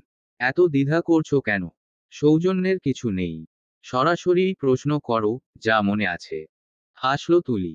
কি হয়েছে আপনার দুলাভাইয়ের সাথে? তুলির মনে হয়, জয়ের বউটা অন্তর্যামী। নতুন এ বাড়িতে এসে শুধু সবার চালচলনে অন্তু যেসব সত্যগুলো বুঝে গেছে, তা সাধারণ চিন্তার মেয়ের পক্ষে সম্ভব নয়। তুলি করুণ হাসে, এতগুলো দিন এসে রয়েছি। এ বাড়ির কেউই জিজ্ঞেস করেনি একবারও। তুমি কেন করছো? আমি এ বাড়ির কেউ নই। তুলি চেয়ে থাকে অন্তুর মুখের দিকে। চোখে মুখে অনেক কিছু, কিন্তু সেসব নীরব। চোখ যেসব কথা বলে এই মেয়ের, তা বোঝা যায় না। শুধু বোঝা যায়, বহু কথাই বলে যায় নিঃশব্দে। ওড়নাটা মাথায় পরে শাড়ির আঁচলের মতো করে। কপাল অবধি পড়ে থাকে। চলনে একটা অভিজাত্য আছে। তুলির খুব পছন্দ হয়েছে জয়ের বউকে। এখন সে বুঝতে পারে, যা তা ধরে আনেনি জয়। M dash.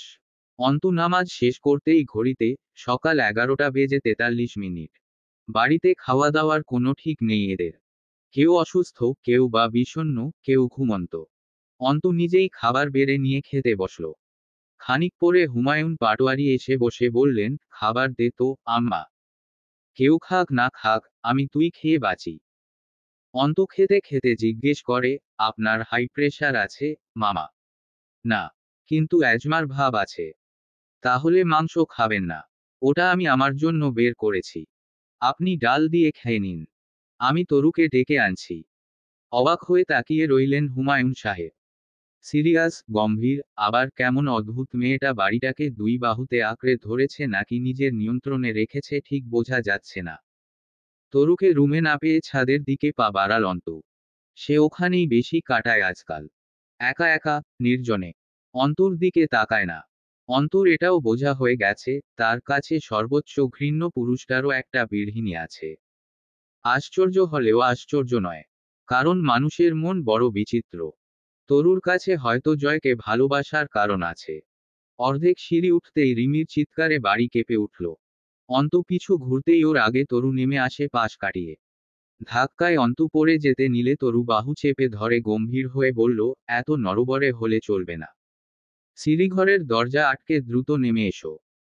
এবার সকলেই শুনতে পায়, সজোরে ঠাস করে কাঁচ ফাটার আওয়াজ। বেরিয়ে আসে রিমি, তার বাহুর ওপরে কামিজের হাতা রক্তে ভেজা। কাচের আঘাত পেয়েছে। অন্তু ভেতরে ঢুকে দেখে, রিমির ঘরের জানালার কাচে 3টে ছিদ্র। পাথর ছড়িয়ে আছে মেঝেতে। অন্তু থাকা অবস্থায় আরো দুটো পাথর এসে অন্য জানালার কাচ ভেঙে দেয়ালে ছিটকে পড়ে। নিচে যেন বিক্ষোভ শুরু হয়েছে এত রাতে। দলে দলে পদচারণার আওয়াজ বাড়ির চারপাশে টহলের মতো ঘুরছে। অন্তু বেরিয়ে আসে দ্রুত। রিমি সাবধান করে, আরমিন, এখানেই দাঁড়ান। ঘরে যাবেন না। জয় ভাইয়ার ঘরে হামলা সবসময় আগে হয়। দরজায় করাঘাত পড়লে খুলে দেয় অন্তু। কবির অন্তুকে সালাম দেয়, কপালে হাত ইশারা করে। হন্তদন্ত হয়ে ভেতরে ঢোকে। রিমিকে বলে, রাহাত মরে গেছে, ভাবি। ক্লাবঘরে আগুন জ্বলছে। সব শেষ। ক্লাবের সব শেষ। বিরোধী দলের শুয়োরের বাচ্চারা ক্লাবঘর জ্বালিয়ে দিচ্ছে।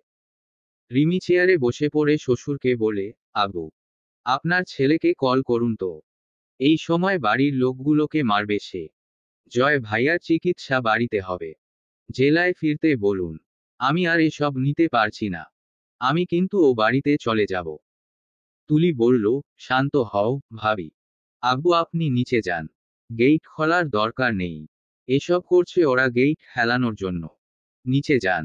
মেইন ফটকে লোক দাঁড় করান। হুমায়ুন সাহেব বললেন, কবির, নিচে কে কে আছে রে? সবাই আছে, মামা। আপনি বললে অ্যাকশন নেবে। দরকার নেই। দুই ভাই জেলায় নেই। এখন অ্যাকশন নেবার কিছু নেই। ওর ফিরুক, যা করার করবে। চল। তুলিতরুর হাতে কয়েলকে দিয়ে পেছনের বারান্দায় যায়। খানিক বাদে ফিরে এসে রিমির পাশে বসে বলে, পেছনের জঙ্গলে দলে দলে ঢুকেছে সব। হরতাল ডেকেও একটা রাত সহ্য হয়নি হারামজাদাগুলোর। আবার ক্ষমতা চায়। গদিতে বসলে এই স্পিক করে বেরাবে। অন্তু চুপচাপ দাঁড়িয়ে দেখছিল। সবাই যেন পেশাগত এসব ব্যাপারে খুব অভ্যস্ত লাগছিল সকলকে। এবার বলে উঠল, বিএনপির কথা বলছেন? আওয়ামী লীগই বা গদিতে বসে কি শান্তি প্রতিষ্ঠা করে ফেলল? মোট কথা, গদিতে যেই থাকুক, খেলা একই রঙের দেখাবে। দলের লোকে কিছুই না। যা যায় সব তো জনগণের। ওরা তো শুধু নিজেদের মধ্যে ধরাধরি খেলে, বিনোদন নেয় জীবনের। অনেকক্ষণ আর কেউ কথা বলল না। বারবার সবাই অন্তুর দিকে তাকাচ্ছিল। অন্তু সযত্নে একটু স্যাভলন মাখিয়ে রিমির হাতে একটা কাপড় বেঁধে দিল। রিমি জিদ ধরে বলে, কাল সকালে যদি এ বাড়ি না ছেড়েছি, আমার জিহ্বা কাটা পড়ুক। ওই লোক আসুক বাড়িতে। না নিজের জীবনের গ্যারান্টি রেখেছে, না আমার। আমার বাপ চাচা রাজনীতি করেনি। এমন কখনো বাড়ির লোক নির্যাতন সয়নি। কারণ ওদের এ বাড়ির লোকদের মতো ক্ষমতার লালসা ছিল না। রাজনীতি বহুলোকে করে, এদের মতো জান হাতে করে মাঠে নামা রাজনীতিবিদের মুখে আগুন দেই আমি। রাগে কটমট করে ওঠে রিমি। কল লাগালো হামজাকে, আপনি আসবেন নাকি আমি বাড়ি ছাড়ব? কি করছেন কোথায়?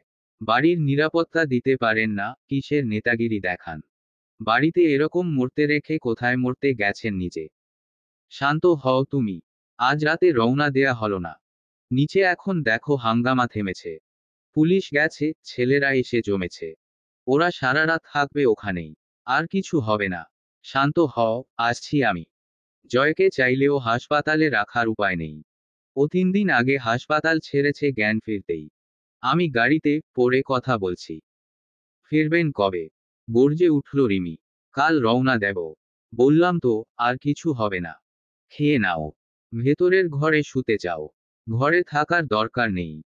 আসলেই বাইরের গেটের ওপর ধুমধাম আঘাত কমেছে। পাথর ছোড়াছুড়ি বন্ধ হয়েছে। অনেকের সমস্বরের আলোচনার গোঙানি ভেসে আসছে। অন্তু নিজের ঘরে এসে বারান্দায় দাঁড়ালো। জয়ের ঘর ডান পাশে। পেছনে থেকে, সামনে থেকে সমান। বেকনিতে দাঁড়িয়ে রাস্তায় ভিড় দেখা যায়। পোলের লাইট বোধহয় ভেঙে ফেলেছে ওরা। অন্ধকারে জটলা বাঁধা লোকজন। আগামী দুদিনের হরতালে বাড়ি ফেরাও মুশকিল হবে জয়দের। অবশ্য ওদের জন্য মুশকিলের কিছু নেই। একটা কথা খুব খচখচ করছিল, জয় যদি 3 দিনে চেতনা ফিরে হাসপাতাল ছাড়ার শক্তি পায়, তাহলে তো ঢাকা নেবার প্রয়োজন ছিল না। ঢাকাতে নিশ্চয়ই অন্য কাজে গেছে দুই ভাই। আবার হতে পারে, জয়ের শরীরে ব্যথাটাই কম। ড্যাশ ক্লাবঘর পুরোটা পুড়ে যায়নি। আবাসিক যে বিল্ডিংটা ছিল, ওটার ভেতরটা ঠিক আছে টুকটাক। বাইরের দেয়ালে কালি পড়েছে। জয় ফিরল তারও সপ্তাহখানেক পর। সকলে স্বাভাবিক নিলেও অন্তু অবাক হয়েছিল। এখনো মাথায় ব্যান্ডেজ, হাতে ব্যান্ডেজ। চোখ মুখে অসুস্থতা স্পষ্ট। অথচ জয় দিব্যি হেঁটে ভেতরে ঢুকেছিল। কাউকে ছুতে দেয়নি নিজেকে। আঘাত নেহাত কম ছিল না। হামজা পরিস্থিতি সামলে নিতে পটু। মিথ্যা বলেছিল। এতদিনের চিকিৎসার সাথে সাথে কিছু কাজ করেও ফিরেছে। বালিশে হেলান দিয়ে আধশোয়া হয়ে বসা ছিল জয়। তখন রাত 11:30। পরনে ঘিয়ে রঙা প্রকাণ্ড শাল জড়ানো। সকলে ভিড় করে আছে জয়কে। হামজা বিছানার ওপর জয়ের পায়ের কাছে ক্লান্ত ভঙ্গিতে টানটান হয়ে শোয়া। জয়ের মুখ অসম্ভব গম্ভীর। চোখে মুখের ভাব গাঢ়। শুধু মামিকে জিজ্ঞেস করল, শরীর কেমন? শাহানার ব্যথা অসহ্য পর্যায়ে চলে গেছে। জরায়ুতে ঘাতার। এই সংকটের মাঝে অপারেশনের সুযোগ নেই বললেই চলে। হুমায়ুন সাহেব জিজ্ঞেস করলেন, বিএনপি হঠাৎ খেপেছে কেন আবার? হামজা বলল, ওরা ক্ষেপে ছিল না কবে। ক্ষমতা হারানোর পর থেকেই ক্ষেপে আছে। এবারের নির্বাচনের পর মাঝখানে কিছুদিন হতাশা পালন করেছে, তাই মনে হয়েছে স্বাভাবিক হয়ে গেছে সবকিছু। সংসদ নির্বাচনের বছর পূর্তি হবে। ওদের জ্বলন আবার বেড়েছে। ঢাকার পরিস্থিতি ভয়াবহ। সেদিনের হামলা ওরাই করেছিল। না। আবার হ্যাও। বিএনপির দল ভারী হয়েছে, বুঝতে পারছো না? ক্ষমতায় এসেছে এক দল, আর আসেনি বহুদল। ওই বহুদল এখন ধীরে ধীরে আরেক দল হচ্ছে। মাঝহার নাকি তোর সাথে কথা বলতে চায়। কথা নেই আমার কোনো। ও শালা ধান্দাবাজ। ওর বাপের অফিসে কাল কয়েকটা জঙ্গি ঢুকেছিল, এখন হাত মেলাতে চাইবেই। না মেলালে আবার নতুন ফোন দিয়ে আটবে আমাকে বাস দেবার।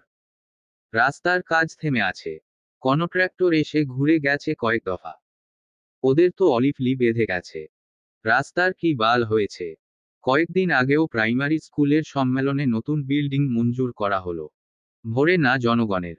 এই পরিস্থিতিতে রাস্তার কাজ হয়। কয়েকটাকে বম মেরে উড়িয়ে দিয়ে গেলে তবে হয়তো সুখে থাকার চিন্তা দূর হবে জনগণের। আর কেউ কথা বলল না। শান্ত হামজার এই কথাগুলোই আগুনের মতো গরম। সহজে না রাগা মানুষটার সামান্য একটু চেতে যাওয়াও অনেক। রিমি বেরিয়ে গেল ভারী পা ফেলে।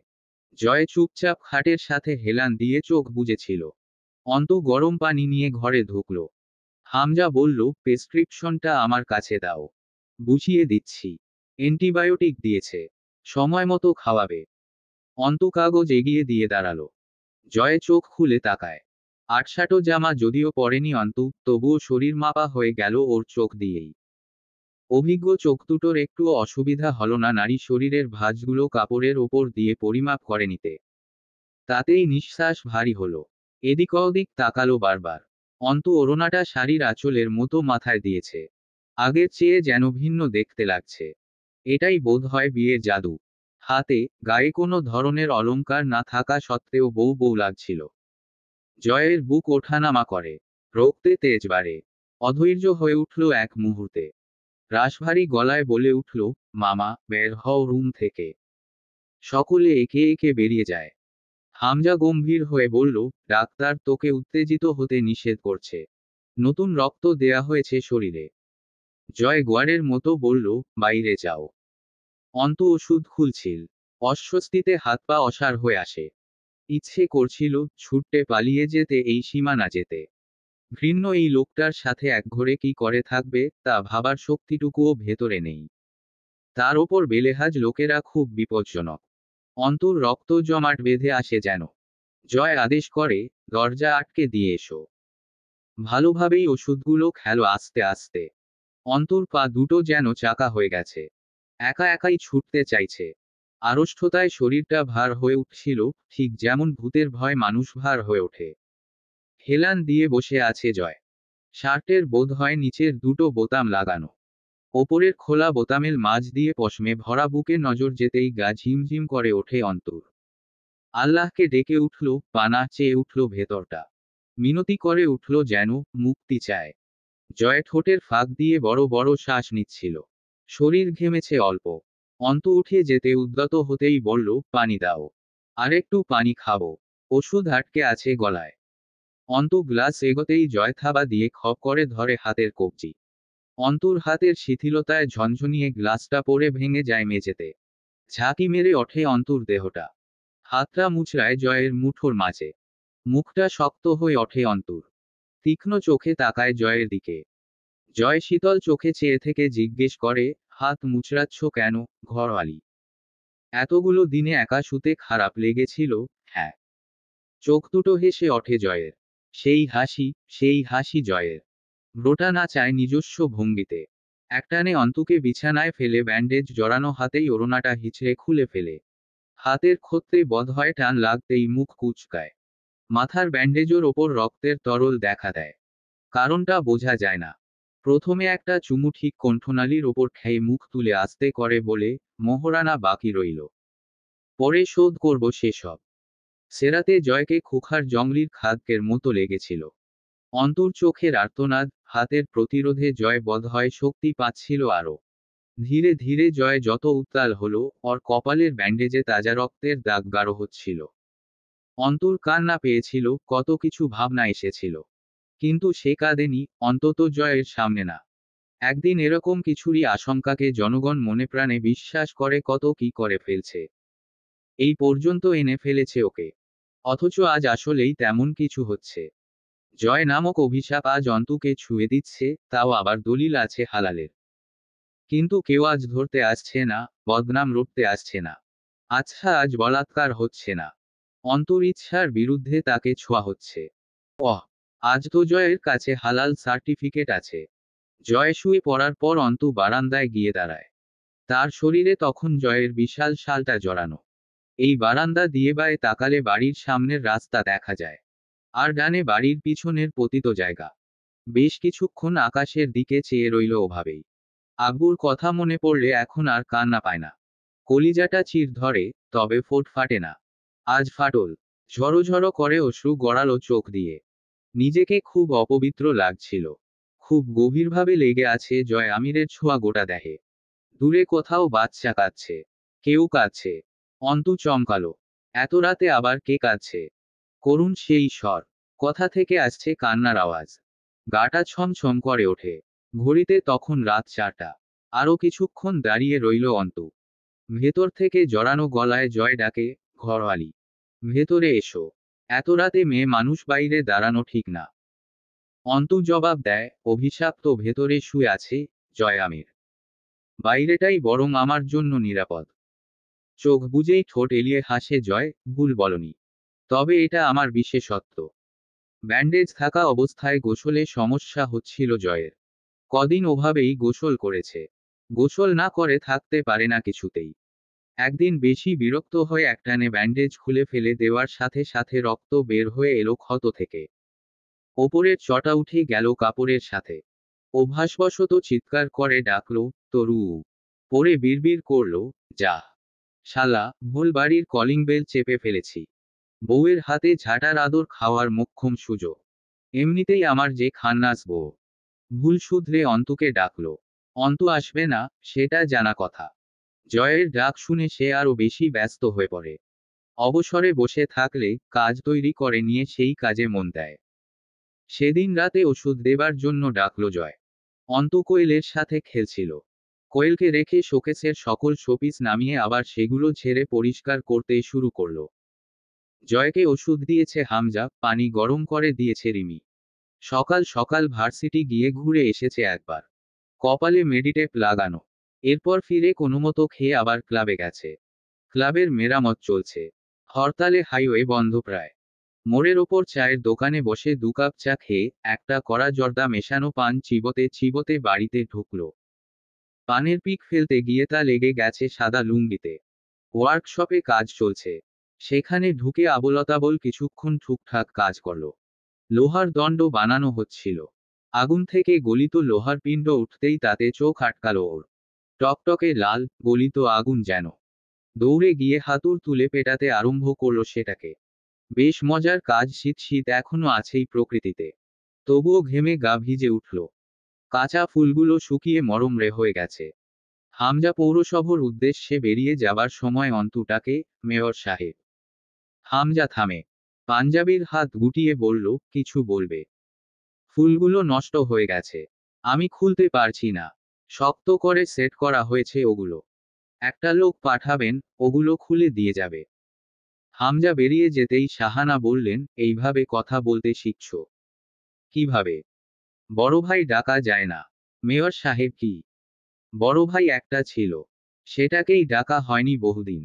তাছাড়াও কাউকে সম্বোধন আমি আমার মন মতো করি, মামিমা। উনি মেয়র, মেয়র ডাকলে ক্ষতির কিছু নেই। ভুল বলেছি। ফুলগুলো যেভাবে আটকানো হয়েছে, বিছানার ওপর বোমা পড়লেও তার ছিঁড়বে না যেন। তোশক তুলতে হলো। ছেলে দুটো তোশক উঁচু করে তুলতেই খাটের প্লেটের ফুটো দিয়ে কিছু চোখে পড়ল অন্তুর। দ্রুত থামালো ছেলে দুটোকে। আদেশ করল, প্লেটগুলো টেনে তুলে ফেলতে। খাটের প্লেটের নিচে মেঝের ওপর সারি সারি টাকার বান্ডিল সাজানো একপাশে। এত টাকা যে কেউ একসাথে দেখেনি জীবনে। বাকিটা রিভলভার, পিস্তল, রাইফেল ইত্যাদি ধরনের অস্ত্রতে সজ্জিত। অন্তু শক্ত হয়ে দাঁড়িয়ে রইল। ক্যাটারিংয়ের ছেলে দুটো যেন জমে গেছে। জয়ের পদচারণার আওয়াজ আসে।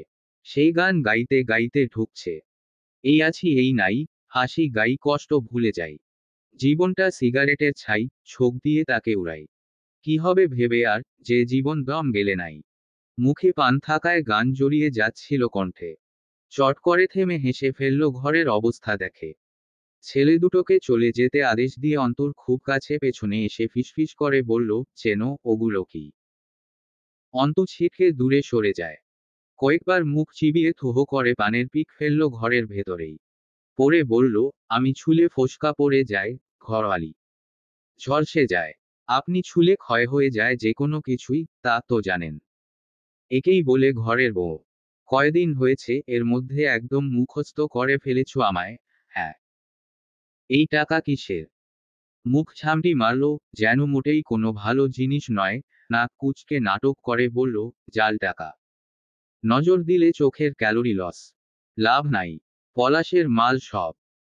অন্তু সম্মতি জানালো, আমিও ভাবছিলাম বাংলাদেশে লিগ্যাল পয়সায় বড়জোর ডাল ভাত খেয়ে বেঁচে থাকা যায়, সেটাও রক্ত ঘাম করে ছড়িয়ে।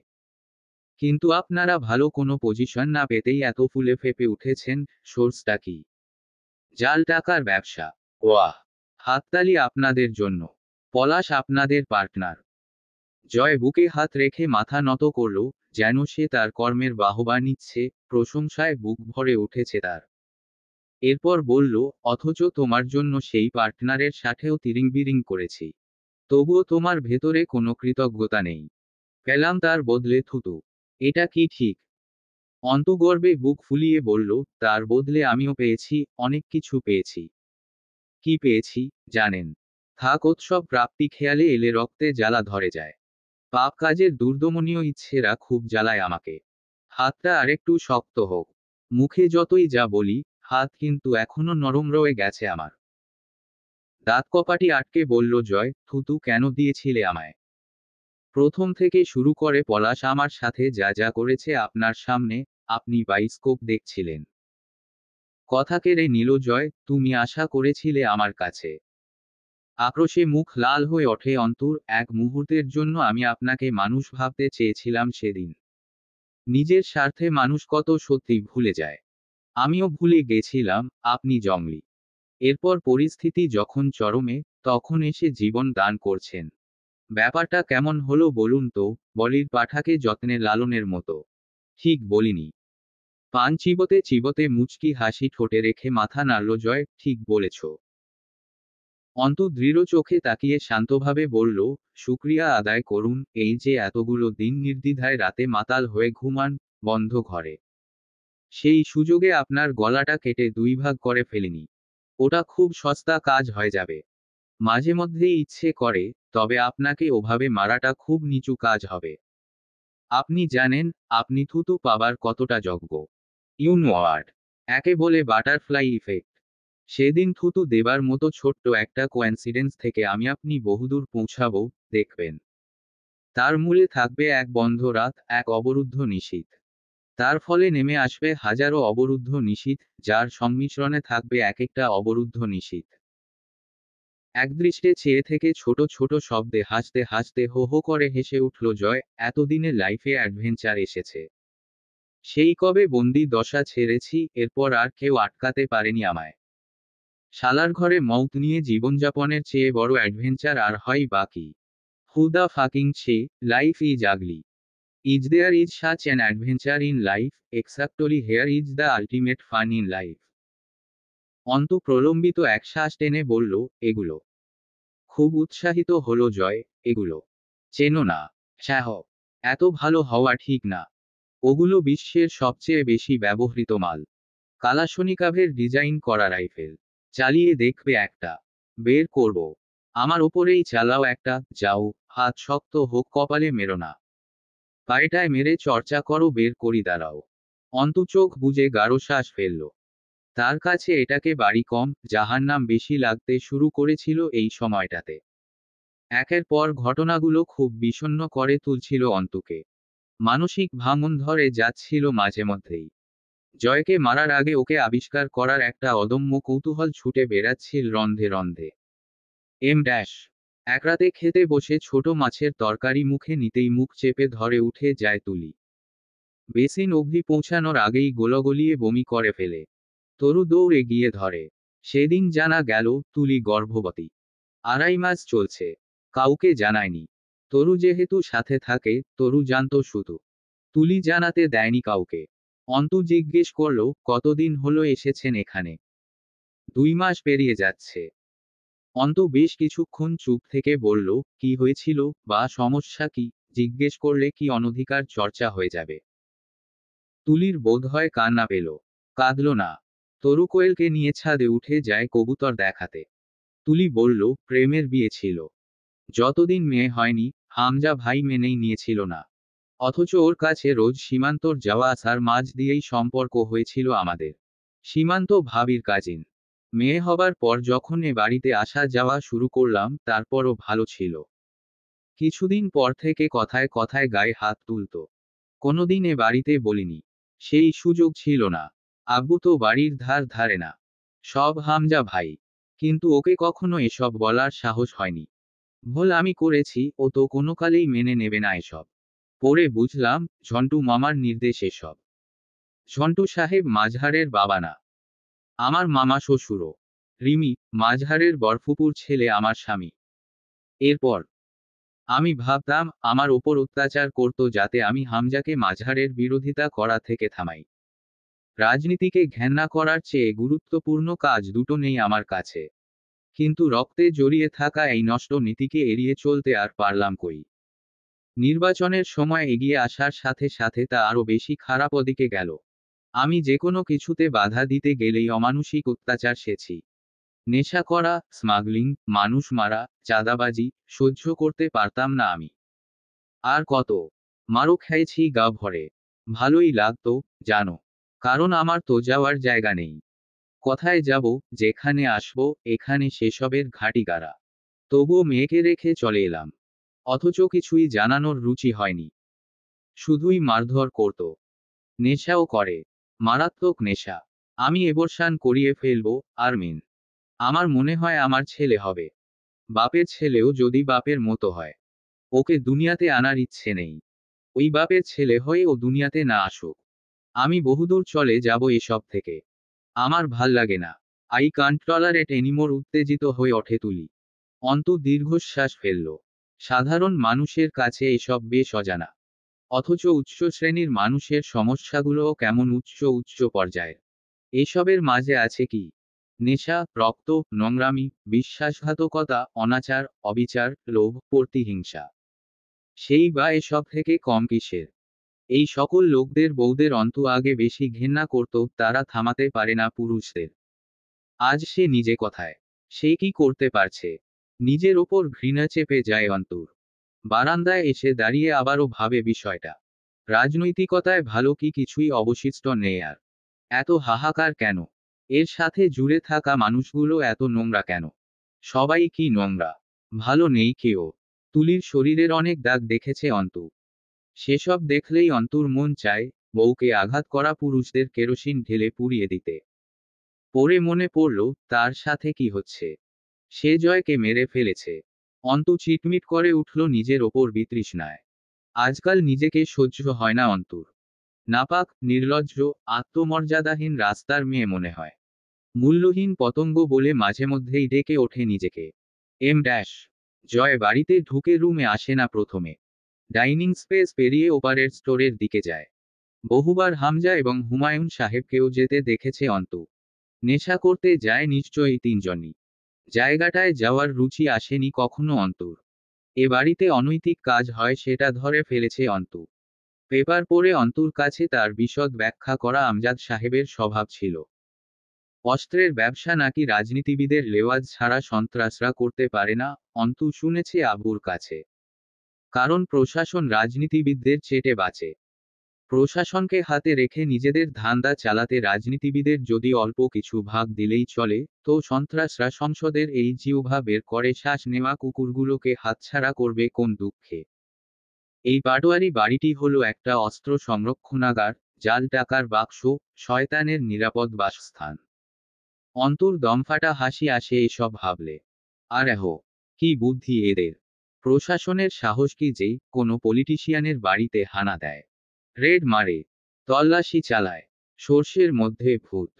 সেই সর্ষে দিয়ে দেশের ভূত ছাড়াতে গেলে ব্যাপারটা যেমন হওয়া উচিত তেমনই হচ্ছে, সেভাবেই পরিচালিত হচ্ছে স্বাধীন বাংলা, জয় বাংলা। পুলিশোফারিতে ড্রাগ, অস্ত্র, নারী, শিশু পাচারের কারখানা, এমন কাহিনী পুরনো। সাথে এটাও পুরনো যে সাদা খানদানি পোশাকে আবৃত জনদরদি নেতাগোছের মানুষগুলোর শতভাগ নিরাপত্তা নিশ্চিত বাড়িগুলো একই কাজে ব্যবহৃত হয়। অন্ত ভুল ঠিকানায় চলে এসেছে।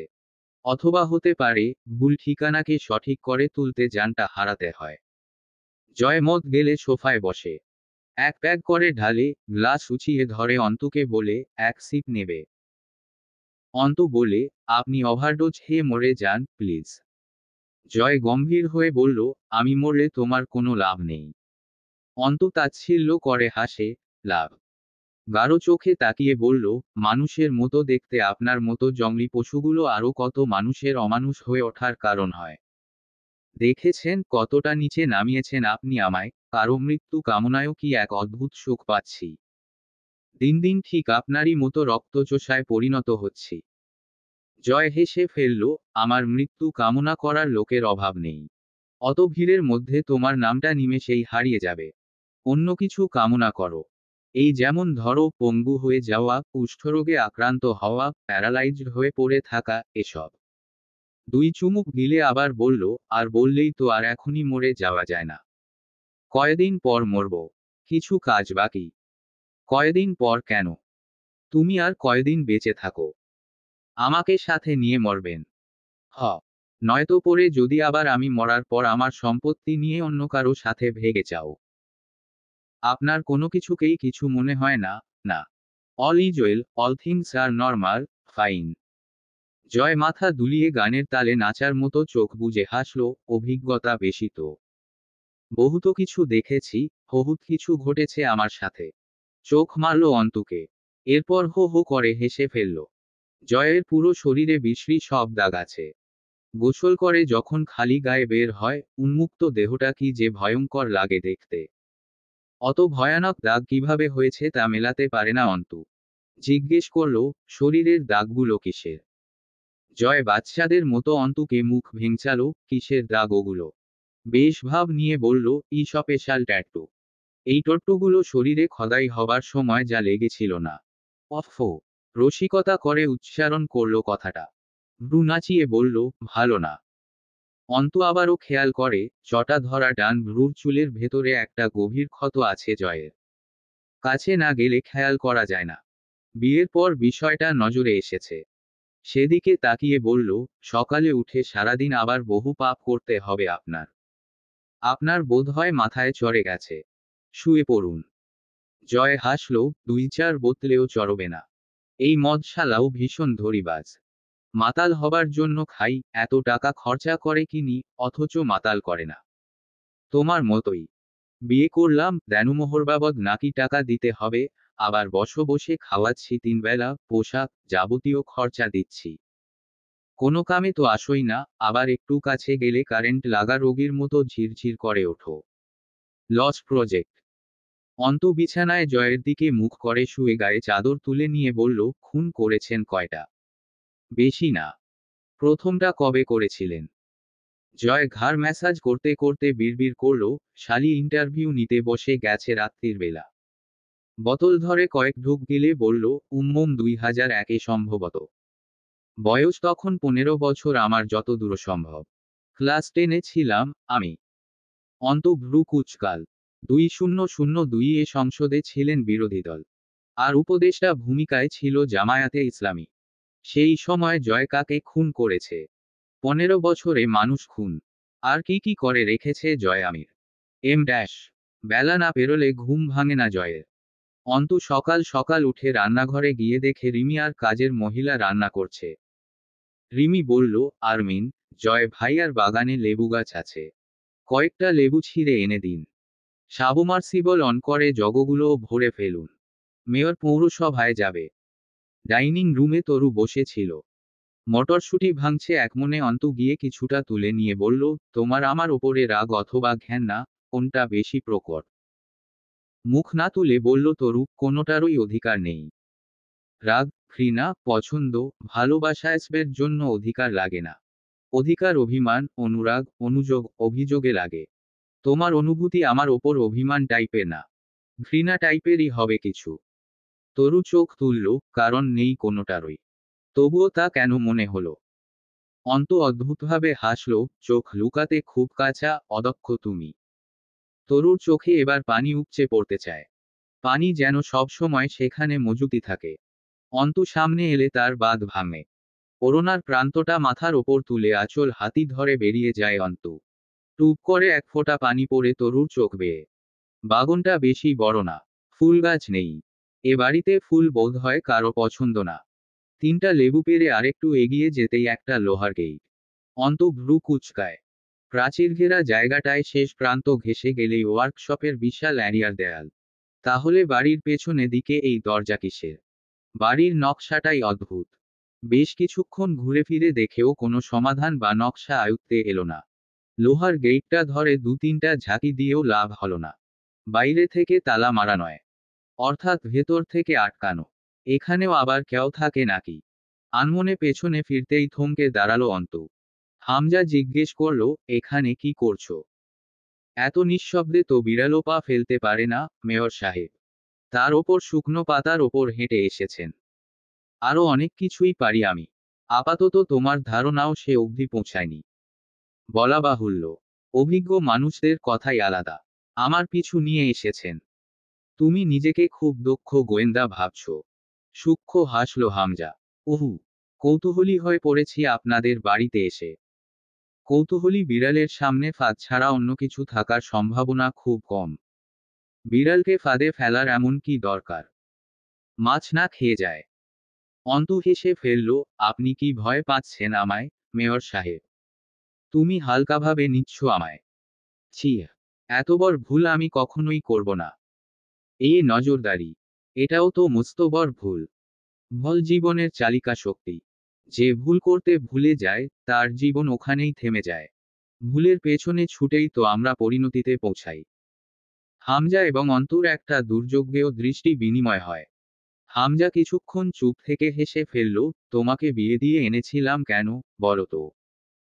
আমাকে আটকাতে। আপনি জানতেন আমি বাইরে থাকলে আমার ওপর নজর রাখা একটু টাফ হবে। তাই পাশের ঘরে এনে রাখলেন। ভুল করেছেন, বিশাল ভুল। ভুল জীবনের চালিকা শক্তি। অন্তুর বলা কথাটা অন্তুকে মনে করিয়ে দিয়ে চোখ মারল হামজা। M dash. রাতের বেলা হাইওয়ে ব্রিজে দাঁড়িয়ে হামজা জয়কে বলল, বাঘিনীর চেয়ে আহত বাঘিনী বেশি ভয়ানক হয়। কমন তবে গুরুত্বপূর্ণ কথা। তোর বউকে নিয়ে বিপত্তি বাঁধবে দেখছি। হাসতে হাসতে মেরে ফেলবো। কথাটা এমনভাবে বলল জয়, দুজনের চোখাচোখি হওয়ায় হো হো করে গা দুলিয়ে হেসে ফেলল। তুই কি প্রেমে পড়ে যাচ্ছিস? দেখতে, শুনতে ভালো। শরীরটা টানে, কিন্তু শালি খুব কড়া। প্রেম টেম টের পাচ্ছি না। পড়লেও বেশি পড়িস না। আচ্ছা। পিচ করে এক খাবলা থুতু ফেলল ব্রিজের নিচে। মেয়েলোকের প্রেমে পড়া আমাদের শরীরের জন্য হানিকারক। দুজন বেশ কিছুক্ষণ পাগলের মতো দম ছেড়ে হাসল। থামেই না হাসি। উল্টাপাল্টা কি কথা বলে আবার হাসে। জয় প্রস্তাব দেয়, রাস্তা ফাঁকা। চলেন, একটা দৌড় প্রতিযোগিতা হয়ে যাক। বহুদিন পর জয় আপনি সম্বোধন করল হামজাকে। হামজাকে রেখে ঝড়ো করে রেডি 1-2 গো বলে ছেড়ে দৌড় লাগায়। কিছুদূর পৌঁছে চিৎকার করে বলে, আমি জিতে গেছি। তোমার শরীর ভারী হয়ে যাচ্ছে। বউয়ের সঙ্গ কমাতে হবে। হামজা তেরে যায় জয়কে মারতে। জয় দৌড়াচ্ছে, বহুদূর দৌড়ে যায় দুজন। সামনে বিস্তীর্ণ মাঠ। অল্প কুয়াশা। দুজন থেমে দুটো সিগারেট জ্বালায়। জয় গান ধরে। ভেবে দেখেছ কেতারারাও যত আলোকবর্ষ দূরে, তারও দূরে তুমি আর আমি ক্রমে যাই সরে সরে। Em dash. এক সকালে দোতলার দরজায় কলিং বেলে চাপ পড়ছিল। অন্তু দরজা খুলল। ডাকপিয়ন দাঁড়িয়ে আছে। তুলির নামে পত্র এসেছে। রেজিস্টার করা পত্র। তুলি তখনও কোয়েলকে নিয়ে ঘুমাচ্ছিল। অন্তু চিঠিটা গ্রহণ করল, তবে খুলল না। স্বভাব নেই তার এরকম। দুপুর গড়িয়ে যাবার পর অন্তুর মনে পড়ল তুলিকে চিঠি দেবার কথা। তুলি চিঠি খুলে ধুম ধরে বসে রয়। চোখে মুখে প্রতিক্রিয়া নেই। অভিব্যক্তিহীন নজরে চেয়ে রইল দেয়ালে ঝুলানো ক্যালেন্ডারের দিকে। জানুয়ারির 3 তারিখ আজ। দেশ উত্তাল ঢেউয়ে ভাসমান। অবরোধ, হরতাল, রক্তারক্তিতে পিচের রাস্তা রঞ্জিত হয়ে উঠছে চারদিকে। সহিংসতা, বর্বরতার খবরে কান পাতা যায় না। তার মাঝ দিয়েও পারিবারিক, ব্যক্তিজীবনের টান পড়েনে একটুও ভাটা পড়েনি। জীবনটা কেমন যেন খুব পাগল, খুব এলোমেলো এই জীবনের পরিকল্পনাগুলো। ওর এসব পরিকল্পনা মোতাবেক পরিচালিত হতে হতে মানুষ কবে কবে যেন নিথর হয়ে যায়, তবুও থামে না জীবন। অন্তু পত্র খোলে। Divorce paper. জলজল করছে এক সিগনেচার, সীমান্ত এহমাদ। তুলির সিগনেচারের জায়গা ফাঁকা। চলবে। গল্প অবরুদ্ধ নিশীথ। লেখনীতে তেজস্বিতা মুর্তজা। ষষ্ঠ পর্ব।